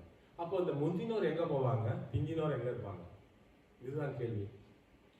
இந்த முந்தினோர் என்ன பண்ணுவாங்கன்னா, இவர்கள் நல்ல முதிர்ந்தவர்கள். முந்தினவர்களுக்கு எல்லாம் தெரியும். இவர்கள் என்ன செய்யணும்னா, நல்ல கவனமா கேட்கணும். இந்த முந்தினோர்கள் இந்த பிந்தினோர்களை ஊக்கப்படுத்தி அவங்கள இவங்க என்ன மெச்சூரிட்டிக்கு வந்தாங்களோ அந்த லெவலுக்கு கொண்டு வரணும். இந்த லெவலுக்கு கொண்டு வரும்போது இவங்க பின்னாடி வந்துருவாங்க பாருங்க, இந்த முந்தினோர். இவங்க தான் முன்னிலையில இருக்கணும். முன்னிலையிலன்னா இந்த பயந்து ஊழியம் செய்யறாங்க பாருங்க, அவங்களுக்கெல்லாம் தைரியம் சொல்லணும். பயந்து ஊழியம் செய்யறவங்களை தைரியம் சொல்லி கர்த்தருக்காக முன்னாடி நிற்கணும். இது நம்ம என்ன பாவம் செய்வோம், நம்ம பாவிகள், இவனு கரத்துல ரத்தம் இருக்குது, அதனால எனக்கு ஆலயம் கட்ட வேண்டாம்னு சொல்லிட்டார். யார? தாவீதை சொல்லிட்டார். ஆனா அவர் அப்படி விடலையே. தாவீதை கொண்டு நாட்டையே ஆளுகிறார். தாவீதை கொண்டு கர்த்தருக்கு ஆளுகளை சேர்த்தாரா இல்லையா? தாவீது எத்தனை ஆலயம் கட்டல, கர்த்தருடைய காரியத்துல செம்மையா இருந்தாலே இல்லையா? கர்த்தர் பயன்படுத்தினாரா இல்லையா? தாவீது வழியில தானே இயேசு வராரு. இந்த அளவுக்கு பயன்படுத்திட்டாருங்க. அவரு ஆலயத்தை கட்டல, பல விதத்துல பயன்படுத்தினார். ஆனாலும் இந்த ரெஸ்பான்சிபிலிட்டி மெச்சூரிட்டி ஆகும். இந்த ரெஸ்பான்சிபிலிட்டி முந்தினவர்கள் மெச்சூர் ஆக அது ஃபீல்டில் வந்துருவாங்க, முன்னாடி களத்தில் இறங்குவாங்க. இந்த களத்தில் இறங்கி வேலை செய்யும் போது தான் ராஜ்யம் கட்டப்படும். முந்தினோர் பிந்தினோர் ஆகி பிந்தினோர் அநேகர் முந்தினோர் ஆகுவாங்க. முந்தினோர் பிந்தினோர் ஆகி பின்னாடி வரவங்க முன்னாடி இந்த காரியத்தை செய்ய இது ஒரு சைக்கிளாக போயிட்டே இருக்கு. ஸோ ஆண்டவருக்குள்ள வரும்போது நீங்கள் யாராவது விட்டு வராங்க, அவங்க வராங்கன்னா இது தொடர்ந்து ஊக்கப்படுத்தி கொண்டே இருக்கும். இந்த ஊழியம் நிற்காது. கர்த்தருடைய ஊழியம் நிற்க போறதில்லை. இன்னைக்கு 4 பேர் வரலன்னா இந்த சபை மூட போறதில்லை. இன்னும் 10 பேர் வரப்போறாங்க, இன்னும் 100 பேர் வரப்போறாங்க. ஆனா இந்த காரியத்தை நகர்த்தணும். நம்ம இந்த முந்தினோர் போய் பிந்தினோர் அதாவது முந்தினோர் ஃபீல்ட்ல இருந்து கொண்டு வரணும் ஆத்மாக்களை. முந்தினோர் போய் ஒவ்வொருத்தரையும் கொண்டு வரணும். பிந்தினோர் இங்க இருந்து இதை நடத்தணும். அந்த பிந்தினோர் போய் முந்தினோர் ஆவாங்க. இது இப்படியே சுத்திக்கிட்டே இருக்கும். இது ஒரு ஆள் இருந்து வைக்கக்கூடிய காரியம் கிடையாது. இந்த ஊழியம் என்பது இந்த சபையில எந்த சபையுமோ அந்த ஊழியம் என்பது ஒரே ஆளால நடத்த போற சபை கிடையாது. இது மிக்ஸ் ஆகி சபை வளரும். சபை வளரும் போதுதான் நிறைய ஜனங்களுக்கு இந்த சுவிசேஷத்தின் செய்தி போய் சேரும். நான் ஒரு ஆள் தான் இது செய்வேன், நான் ஒரு ஆள் தான் இந்த காரியத்தை நடத்துவேன், என்னாலதான் இது நடத்த முடியும்னு யாருமே நினைக்கக்கூடாது. இதுல யாரும் இந்த காரியத்தை கொடுத்து அந்த காலம் பின்வாங்கக்கூடாது. அதனாலதான் நான் சொல்வேன், இதுல கிமுன்னு சொல்வேன். கிறிஸ்துவ அறிந்த பிறகு நம்ம கிபிக்கு வந்துடும். கிறிஸ்துக்கு பின்னாடி கிறிஸ்துவ அறியாத ஜனங்க புறஜாதிகள் இருக்காங்க, அவங்க இன்னும் கிமுல தான் இருக்காங்க. அவங்க கிறிஸ்துவ அறியாதவர்கள். அவர்களுக்கு நம்ம இயேசு பற்றி சொல்லி அவர்களை நம்ம கர்த்தருக்குள்ள கொண்டு வரணும். கர்த்தருக்குள்ள கொண்டு வரும்போது அங்க ஒரு சமாதானம். இன்னைக்கு சமாதானம் இல்லாம இருக்கிறார்கள் அநேக ஜனங்கள். பேரு தான் கிறிஸ்துவர்களாகவே இருக்கிறார்கள். நிறைய கிறிஸ்துவ கண்ட்ரி எங்க ஊர்ல பார்த்தா கிறிஸ்துவம் கிடையாது அதிகமா. அங்க நிறைய பேருக்கு சமாதானம் கிடையாது. போய் சொல்ல ஆள் இல்லை. என்ன நடக்குதுன்னா வேற வாக்குவாதம் நடக்குது. நான் தான் இதை செய்யணும், அவன் தான் இதை செய்யணும், இதை தான் செய்யணும்னு ஆளுகளுக்காக போட்டி போடுகிறார்கள். இயேசுடைய நாம மாத்திரம் முன்னாடி செய்து போகும்போது போய்கிட்டே இருக்கும், கூட்டம் சேர்ந்துக்கிட்டே இருக்கும். அங்கதான் ஒரு பலம். யாரெல்லாம் பலவான்களை அவர் வாங்கியிருக்காருன்னு தெரியும் அந்த நேரத்தில் தான். சரிங்களா? இப்படிப்பட்ட தேவனுக்கு நாம் நன்றி செலுத்துவோம். நாம் இன்றைக்கும் இயேசு கிறிஸ்துவின் அருமையான இந்த ரகசியம், ரட்சிப்பின் ரகசியம் அறியாம நிறைய பேர் இருக்கிறாங்க. இயேசு ஒருத்தருக்காக பாடுபடலைங்க, உலகத்துக்காக பாடுபட்டார். இந்த 1-2 பேருக்காக கிடையாது. எல்லாருக்கும் தேவனுடைய வார்த்தையை கொண்டு சென்றார். எல்லாருக்குமே ஒரே வார்த்தையை தான் பேசினார். அவர் மாறி மாறி பேசல. இவருக்காது, யூதாவுக்காது, ரோமன்ஸுக்கு எதுன்னு பேசல. அவர் எல்லாருக்கும் ஒரே வார்த்தையை தான் பேசினார். ஏற்றுக்கொண்டவர்கள் ஏற்றுக்கொண்டார்கள், இயேசுவின் விசுத்த வாசித்தவர்கள் வந்தார்கள். ஆனால் இந்த எழுதியிருக்கிறதே அதிகமாக வேலை செய்ய ஆரம்பித்த காரணத்தினாலே ஏமாந்து விட்டார்கள் நிறைய பேர். ஆனால் ரட்சிப்பின் ரகசியத்தை அறியாமலே போய்விட்டார்கள். ஆனால் அதனால்தான் இன்றைக்கும் சபை நடந்து கொண்டிருக்கிறது. இன்னைக்கும் நம்ம சபையை நடத்தணும்னா இந்த ரட்சிப்பின் ரகசியத்தை கொண்டு சொல்லணும், அநேகருக்கு கொண்டு சொல்லணும், எல்லாரும் இதற்கு உள்ள வரணும் என்று சொல்லி அவர் மரித்த இந்த காரியத்தை நினைவு கூர்ந்து கொஞ்ச நேரம் எனக்கு கொஞ்சம் டைம் கொடுங்க. இந்த ஒரு பாடலை பாடி இதை முடிக்கிறேன். நான் இயேசு கிறிஸ்து நமக்காக இந்த அருமையான ஜீவனை கொடுத்த நல்ல தேவன், நல்ல தேவனை நாம் அறிந்து கொண்டோம். உனக்காக மரித்தேனே என்று ஆண்டவர் சொல்லுகிறார், நீங்கள் யாரும் பாட வேண்டாம், நானே பாடுகிறேன். ஏன்னா இது ஆண்டவருடைய வார்த்தை. ஆண்டவர் எப்படி பேசுகிறார் இந்த வார்த்தை மூலமாக இந்த பாடலை என் ஆவியை கொண்டு கர்த்தருடைய ஜீவனை கொண்டு இந்த பாடலை பாட கர்த்தர் எனக்கு உதவி செய்ய இந்த பாடலை நாம் கவனமாக கேட்போம். அநேகருக்கு இந்த சத்தியத்தை கொண்டு செல்லும். அநேகருக்கு தேவைப்படும். இயேசு அநேகருடைய வீட்டில் நுழையணும். அவர்கள் கதவுகளை தட்டும்போது கதவுகளை திறக்கணும். கதவுகளை திறக்க மாட்டேன்றார். இயேசு தட்டுகிறார், திறப்பதில்லை. அநேகருக்கு கதவு தட்டப்படவில்லை, இயேசு தட்டப்படணும். இயேசு அந்த கதவுகளை தட்டணும். அல்லேலூயா, அல்லேலூயா. Brother, thank you Jesus, thank you Lord. நன்றி ராஜா, நன்றி தேவனே, நன்றி இயேசுவே, நன்றி ராஜா. இந்த வார்த்தைகளை கவனமாக கேளு. இயேசு எவ்வளவாக அன்பு கொண்டார், உலக மக்கள் மேலே எவ்வளவாக அன்பு கொண்டார். ஜீவனை கொடுத்த ஒரே தேவன். எவரும் எவருக்காக ஜீவன் கொடுக்கவில்லை என்பதை நாம் கேள்விப்பட்டதில்லை. நமக்காக அவருடைய ஜீவனை கொடுத்தார். தேவனே, உமது வார்த்தைகள் இந்த சபையிலிருந்து அநேகர் கொண்டு செல்லும் சுவாமி. உனக்காக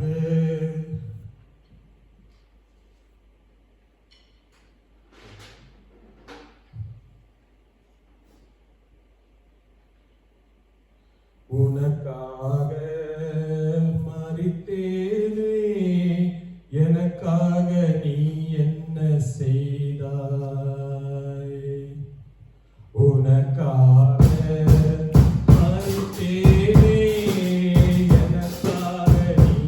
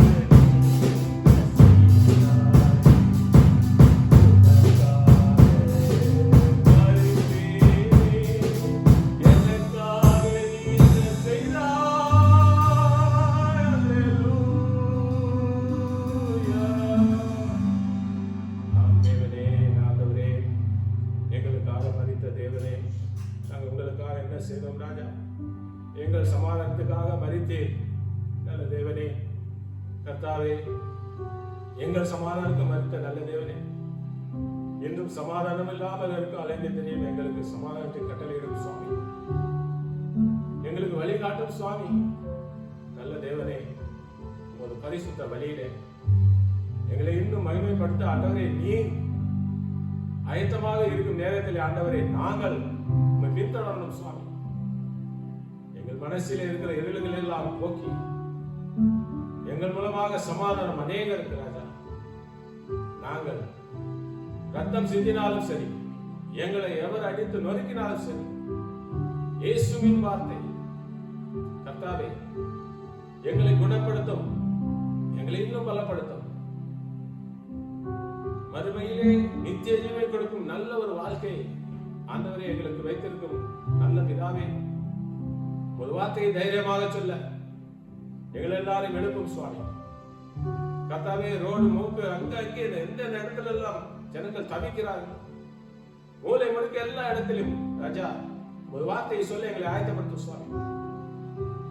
நாங்கள் உமது போராளிகள் ராஜா. எத்தனையோ போர்களை நாங்கள் சந்தித்திருக்கிறோம். என் தேவனுக்காக ஒரு போர். இந்த போரிலே கர்த்தருக்கு ஜெயம். கர்த்தருடைய சேனைகளை ஒருவராக எங்களை ஏற்றுக்கொள்ளும் சுவாமி. உமது சேனைகளில் ஒவ்வொரு பிள்ளை, ஒவ்வொரு ஆத்மாவும், இங்க இருக்கிற ஒவ்வொரு ஆத்மாவும் உமது சேனையாக பயன்படுத்தும் ராஜா. கர்த்தாவே, நாங்கள் ஒவ்வொருத்தருக்கும் போய் உமது நாமத்தின் வல்லமை சொல்ல இந்த வாழ்க்கையில் எங்களுக்கு வழிவிடும் சுவாமி. நாளைக்கு இருப்போமோ இல்லையோ தெரியாத ராஜா. இன்றைக்கு உமது ஊழியத்தை செய்ய எங்களுக்கு உதவி செய்யும். இப்பொழுது செய்யும்.